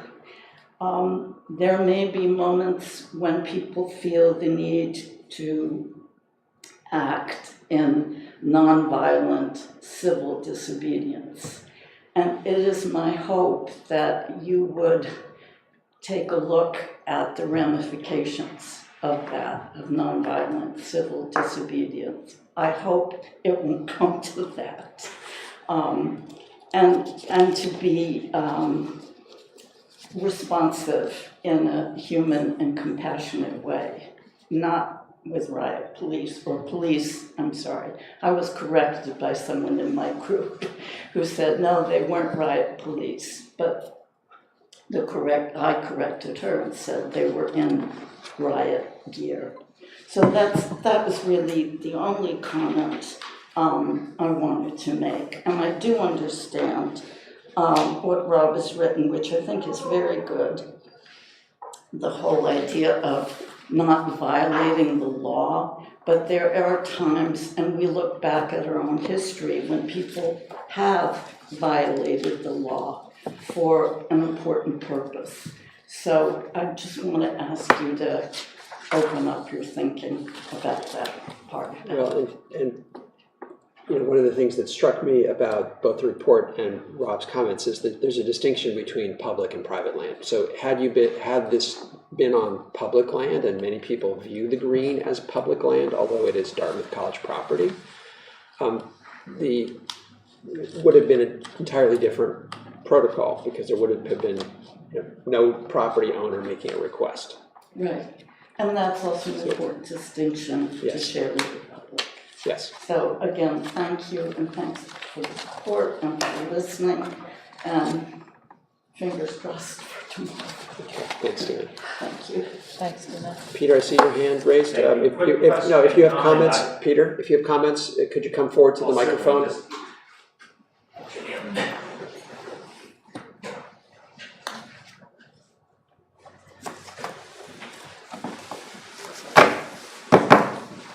Yes, I only learned of this If you could state your name and where you're from. Pete Zandron, currently at White River Junction.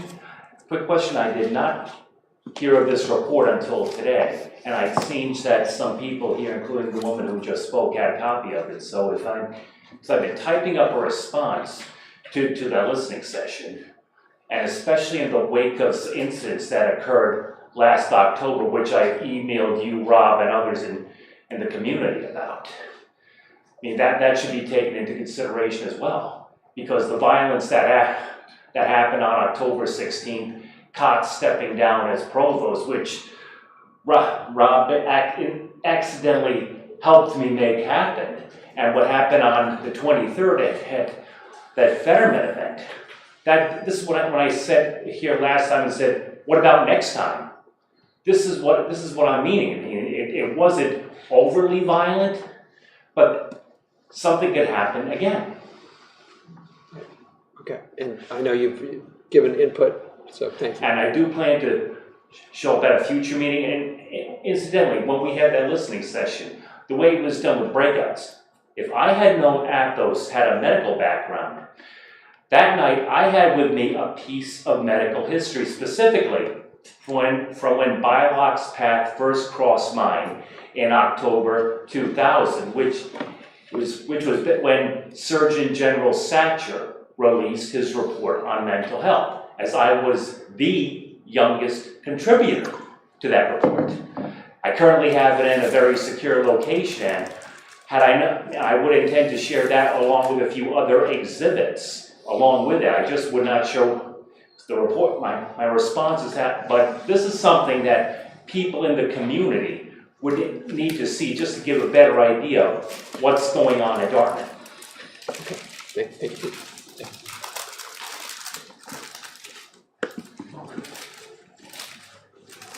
Okay, anything else on May 1st? No, okay. Thank you. Let's turn now to business requiring action. We have the approval of October 21st Select Board minutes. Are there any changes to the minutes any Select Board members would like to make? No? Seeing none, is there a motion to approve? Jerry? Okay. Second, Joanna? All those in favor approving the minutes of October 21? Aye. Thank you. We are going to break up the abatement from the, the election volunteers. So we can move the consent agenda items 1 and 3, the administrative abatement for 23 Maple Street, and the banner request for the Hood Museum of Art. I move the consent agenda items 1 and 3. Okay, is there a second on that? Second. Okay, all those in favor? Aye. Aye. Okay, with respect to election volunteers, I have 2 additions. Hang on 1 second. Are the volunteers the pro tems as well? Those people we just anoint when they come? You appoint them individually. Okay. And if you don't appoint them, the moderator can. Are you still good? Okay. I'll be good for 14 hours. Oh, wow, I only needed 4, I know, I promised Bob. or 3.5. Okay, thank you, Nancy. You're fine, don't worry. See you, okay. All right, in addition to the, what was in the packet on election volunteers, Bobby wanted to add Kathy Little and Kathy Hastings. So thanks to both of them. So if we could have a motion on the election volunteers, adding Kathy Little and Kathy Hastings, that would be terrific. I move to approve is that the motion? I move to approve the election volunteers, adding Kathy Little and Kathy Hastings. Okay, so as submitted, adding Kathy Little, Kathy Hastings, second. Joanna, all those in favor? Aye. Aye. You should call for discussion before you call for the vote. Yes, I'm sorry. Discussion, yeah. Okay, yes, Thomas, not on this one, but yes, thank you. Okay. That's it for action. 7 a.m. 7 a.m. Well, hang on, but we still have town manager remarks, select board Right. reports. No, but we were yes. just following yes, up yes, on okay. what Seven. everyone's doing tomorrow in terms of. All right, let's talk about that. 7 a.m. tomorrow, all of us, and I think we're intended, us or our pro tems, to be there throughout the day. Okay. All right. Don't leave, Nancy. We should. Just make a public offer that if anybody in the middle of the afternoon, wants to go for a 2-hour lunch, just tap me in. Okay. It's very generous. I got my sandwich in the box. I need a bike ride, but I think I forgot something. Bike Yeah, I rides are really good mental health. Yes. Okay. All right. Rob. I don't want to, it's given the hour, I'm going to try to brief. That is wrong, by the way. Yes, we know that. But it's okay. It is late. So We've been in here 2 hours. Yeah, that's good. I just want to point out, it's wrong. I'll correct it tomorrow. No, be careful, I don't want you doing it, Rob. I'll do it.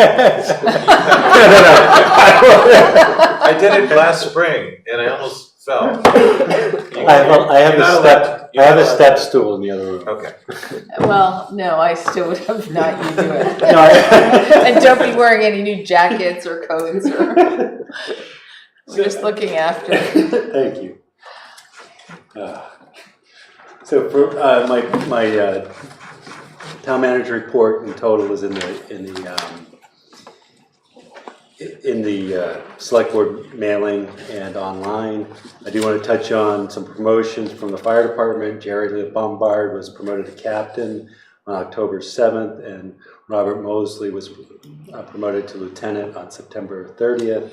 We also have a new hire starting November 11th, Cameron Summerton. First 2 weeks will be right along daytime and then starts full time. We did have a unique training opportunity for Hartford, Lebanon, and Hanover to work cooperatively. If you recall, a meeting or so ago, you accepted donations for a school bus and a station wagon. They were used in this training, extrication, a car under a bus situation. That training took place over a period of 3 days, and they actually held a 4th day of training for some officers who couldn't get there, and it was quite successful. The annual banquet was held. Carrie attended. I was not able to attend. There were several citations given out.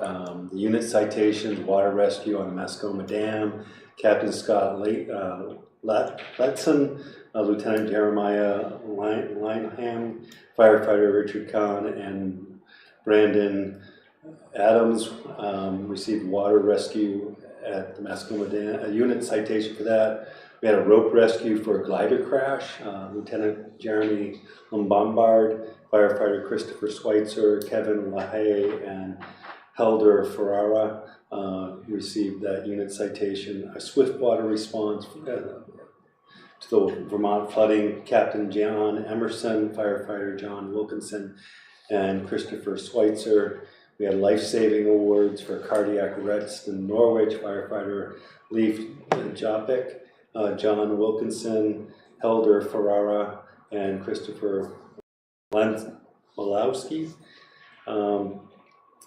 received that award. Cardiac arrest save in Lyme, Firefighter Evan Whitehair, Sean Harlow, Brandon Adams and Dana Hartley. We had the EMS Award of the Year, Lieutenant Blair Weathers, and Firefighter Officer of the Year, Firefighter John Wilkinson.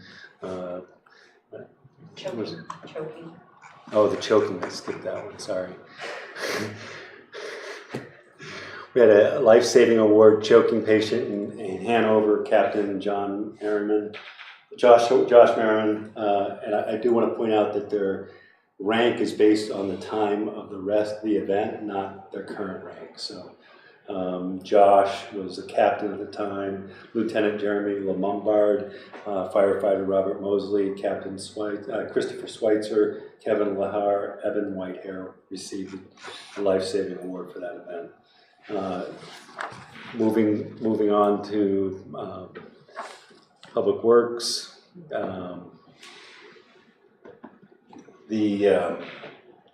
We've made a new hire for Assistant Utility Supervisor, Mora Anderson. She has a master's degree. She's a GIS certified individual, which is an asset, a gap in our current work staffing. And she has several utility certifications. We're excited about that. We have, I should point out that we have made an offer for fleet superintendent, so that's no longer a vacancy. It was that conditional offer was accepted, so we're moving forward in the hiring process. We still have 5 equipment operator vacancies, and we're pushing hard to get those filled. We've had training. Training includes water distribution, Primex training, supervisor training, to deal with supervisor, staff management, supervising. New Hampshire Public Works Association meeting, Christina Hall attended the fall session that dealt with FEMA, ADA compliance, and cybersecurity. And our wastewater staff received training on a range of safety and technical topics. Select Board received a tour of the facilities as part of their work, and Wastewater Division continues to educate educational facility tours. It's a very popular place for school-age children and college students, the wastewater treatment plant, our water reclamation plant. Projects, paving and line striping are completed, except in some areas were delayed. We are trying to address some gaps in the line striping, especially in college, to see if we can get that cleaned up before the winter. The lead the crew prepares for winters, cleaning culverts, hauling sand, and our pre-winter maintenance is underway. Lead service inspection study is completed and submitted to EPA. The Phase 1 water system distribution replacement project is out to bid, focusing on 6 areas of the town. Fire hydrant flushing as part of our routine maintenance is completed. LED utility light replacement project extension was approved.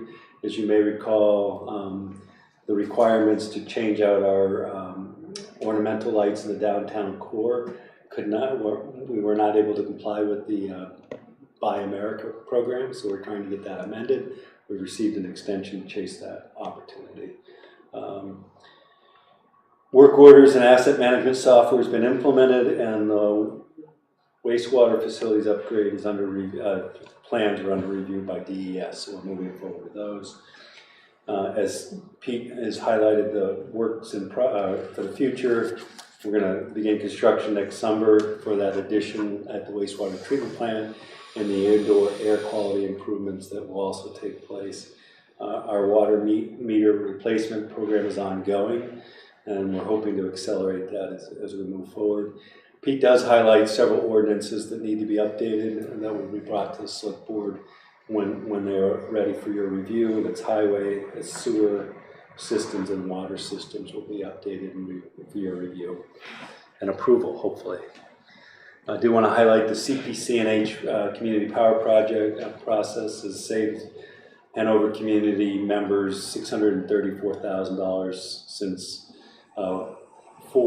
April 23 through August of 24. So we're saving this program launch is now allowing, among other things, a base rate of 50% green energy to help move us to our green energy goal, and the opportunity to opt up to 100% green energy. We're also looking to offer non-residential rate for our commercial businesses in 2025, and that's moving forward. There's also Pete serves on the board of directors for the CPC&H, and they're focusing on growth, community support, and legislative advocacy. And there's a link to documents on their webpage. Etna Library, last of my report. Etna Library staffing, the assistant librarian Sarah Molesworth is taking a three-week trip to hike to the Everest Base Camp. When she returns, she'll be giving a talk on it like she did when she hiked the Long Trail. In her absence, library substitutes Stephanie Snelling and Mary Ellen Rigby will cover her position. Recent events, they distributed 120 pumpkins and decorating kits at the annual pumpkin decorating activity. They hosted an apple cider festival in the Reading Garden with over 100 attendees. They had a successful Halloween costume swap program, and they were preparing for the Haunted Story Walk last Saturday. And their website is also linked to the town report, the town manager's report. That's all I have at this time. Thank you. Do you mind, so the MS 434 and the MS 535, which are in the pack, which we're about to sign, but I think we should maybe just talk it through just for a second in the interest of transparency, because this will affect, or could in theory affect the tax rate, but we're recommending no changes, so. Thanks for all the refresh crosswalks by the schools. They look really good and the roundabout. And also, I saw today, next to CNA Pizza, former CNA Pizza, where there was a sidewalk gap. It looks like there's going to be a sidewalk there. You've been working on it. I met with the owner today, and it looks like we'll be able to see a 3-season sidewalk in that location. The reason why it's not 4-season is because the roof sheds ice in the wintertime. So it'll just be blocked. I haven't, it's private property, Yeah. so I haven't figured that part out yet. Yeah. My meeting with her was very brief, but I think we made progress. Yeah. Cool. So I'm looking. So the MS 434, the nature of this report is to let you know that we are not, that we're not making any recommended changes to our revenue update. So it'll stay status quo, no changes to the revenue update. That goes to DRA, who will then use it, and the MS 535 to set the tax rate. There are some outstanding reports that they need. They need the county report, they need the school district report, and it's unclear whether they've received those yet. So the goal is to have you sign this today, the 2 reports today, so that we can file them and therefore get the tax rate set by DRA as soon as possible, with the expectation that we get the tax bills out as early as possible. So thank you, and thanks to Ellen for sending out the materials today. And I guess I would point out that we did not end up using the unassigned fund balance, although we were going to use potentially as much as $516,000 per the budget, but we have ended up at the end of June 2024 this year with an unassigned fund balance of $5.3 million, which is an increase of $1.3 million versus fiscal 23. So that's good. So yeah. I just had a question on how it's being, like how to read the forms. Like when the second form, the one that we're not changing revenue predictions, that includes the information that the new information of the actuals, right? Or not? The MS 434. Yeah. I just wanted to make sure I was understanding what they were. I didn't spend a ton of time with them. Yeah. I apologize for not getting this out to you last week. I realized that it was in the signature folder, and I made some assumptions that that's all I needed to do, and then I realized that you should have a chance to review it in advance because of the backup information. The MS 434 is actually filed as part of our budget cycle, and what we're saying is we're not changing the numbers at all. Okay, so that's looking forward. Yeah. And that's just exactly the same.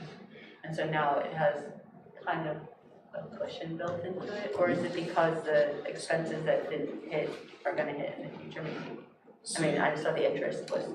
The short-term interest is dropping, but our revenues have gone up, so to offset that short-term interest loss. So, I think that what Ellen is saying is the overall expected revenue is consistent with what we originally forecasted, so there's no reason to make a change.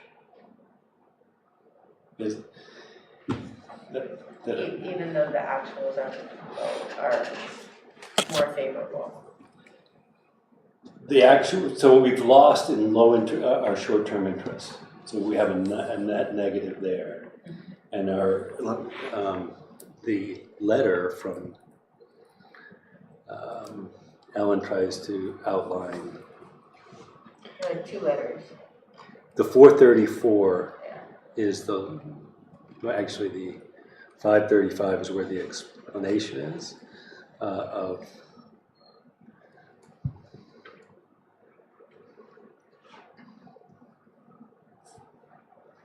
So what I'm reading in the 434, she's saying that we had a net increase of 100,000 in motor vehicle registration, and so it seemed to include that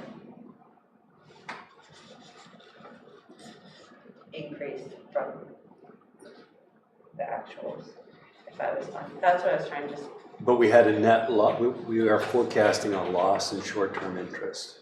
Mm-hmm. Okay. So it is inclusive of actuals. Yes. But then the end result is that we don't change our forecast. That's correct. Okay. That's all I want. And we try to be conservative in this forecast so that we're not building a budget with expected revenues, and if we fail to achieve those revenues, then we have a hole to dig ourselves out of. But I think, every year planning goes through an effort to really give numbers. For example, car registration is sort of a shot in the dark with a dart, because who knows what's going to transpire. Yeah, I was wondering about that. I think Joanna brought up that a lot of the mopeds don't have plates on them. Can we do anything about that? Yes. I mean, the police department should be on them, right? Yeah. So any unregistered motor scooter, which is what they're defined by in state law, is required to register, and even if their engine is 50 cc's or lower. If they're above a certain site, they need a motorcycle license to operate. So yes, that's like potential registration revenue and law. So no, who's driving one? Yeah, because there are. And then the so 1 and 2. Like that $500,000 is now just in the undesignated. Yes. Okay. Then that was. Thank you. Okay, thank you.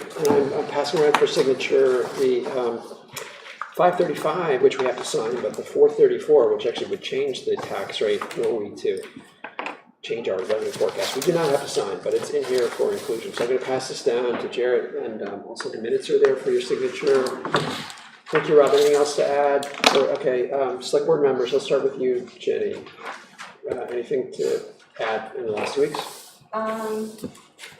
Yeah, just not from meetings, but the West Lebanon and Hanover Greenway group got some notice in the Valley News. What do we spot that in Daybreak? The WAG? The WAG, yeah. That's what's called. Because the WAG presented to the Lebanon Planning Board, just to keep everyone in the loop. And the favorable news was that Dartmouth contributed $25K to the financing and the feasibility study. So that was happy news. And then the Dunster Wyeth group is wondering what to do. They wanted to reach out to NHDOT. I think you guys all got that email. And I'm happy to communicate with them and try to make sure we're all on the same page. I could give a brief update on that. So NHDOT has made several requests to the town. The first, what we are obligated to do to satisfy DOT, who owns the road, is to provide engineered plans that meet their design criteria. The foundation of those plans need to be a survey, and we're in the process of, we're desperately trying to find a surveyor who can do that work. So that's... Like a surveyor, like measuring? Yeah, the right-of-way layout and design elements, so elevation profile, right-of-way location for town and state. And what's peculiar about this is that it's an offset crosswalk. So the ideal landing spot for this on the Dunster side will be the north side of Dunster, which will line up across the street with the south side of the road. So it's this funky alignment, and the challenge with that is it's right turn traffic impacts in both directions. So a driver coming out of Dunster, right turn, and a driver coming out, I'm just drawing a complete blank in the middle of the road. Why? Thank you. Would be a right turn. And so there's some design elements that we need to figure into it. The other element is that's where the advanced transit stop sign is, and we need to create a landing, an ADA, the truncated domes, and all the other devices that go along with the NHDOT standard. So that's in the works. Truncated domes mean The rubble strip that's Oh. at the crossing, Yeah. so that announces it's a crossing. I will say that Bill Lambert is tentatively scheduled to be at your next select board meeting. I've teed this topic up to touch on. It's not going to be the focus of the conversation. I've teed up the 25-mile-an-hour speed limit request that we did for Etna Village as part of the discussion. The purpose of him coming forward is actually to discuss the potential for a three-way stop at Greensboro, Etna, and Hanover, and Great Hollow Road intersection, which is a now an accepted standard for safety improvements. So he would like to present this to you to see what the board's reaction is and how best to proceed. Do you happen to know if that has to have any geometric redesign to do it, or if it? It does not. It will be paint. There's no money in their budget for that. Yeah, I didn't know if it was like required to do anything or. So he will be here and we'll be making a presentation. That presentation will be in your packet in advance of the meeting. So there'll be an opportunity to have some discussion with him on all of those points. And that's on the 18th. November, your next meeting, yeah. Jenny, anything else to report? No. Well, the CIPC is meeting this Friday, 10 a.m. this room. Okay. Planning board's meeting is meeting next week because of the election. This week. All right. I have nothing else to report. Joanna? Trustees for trust funds are meeting here in this room at 7:30 on Wednesday morning, because why not? Okay. Should get you a cot in here. All right, Jared?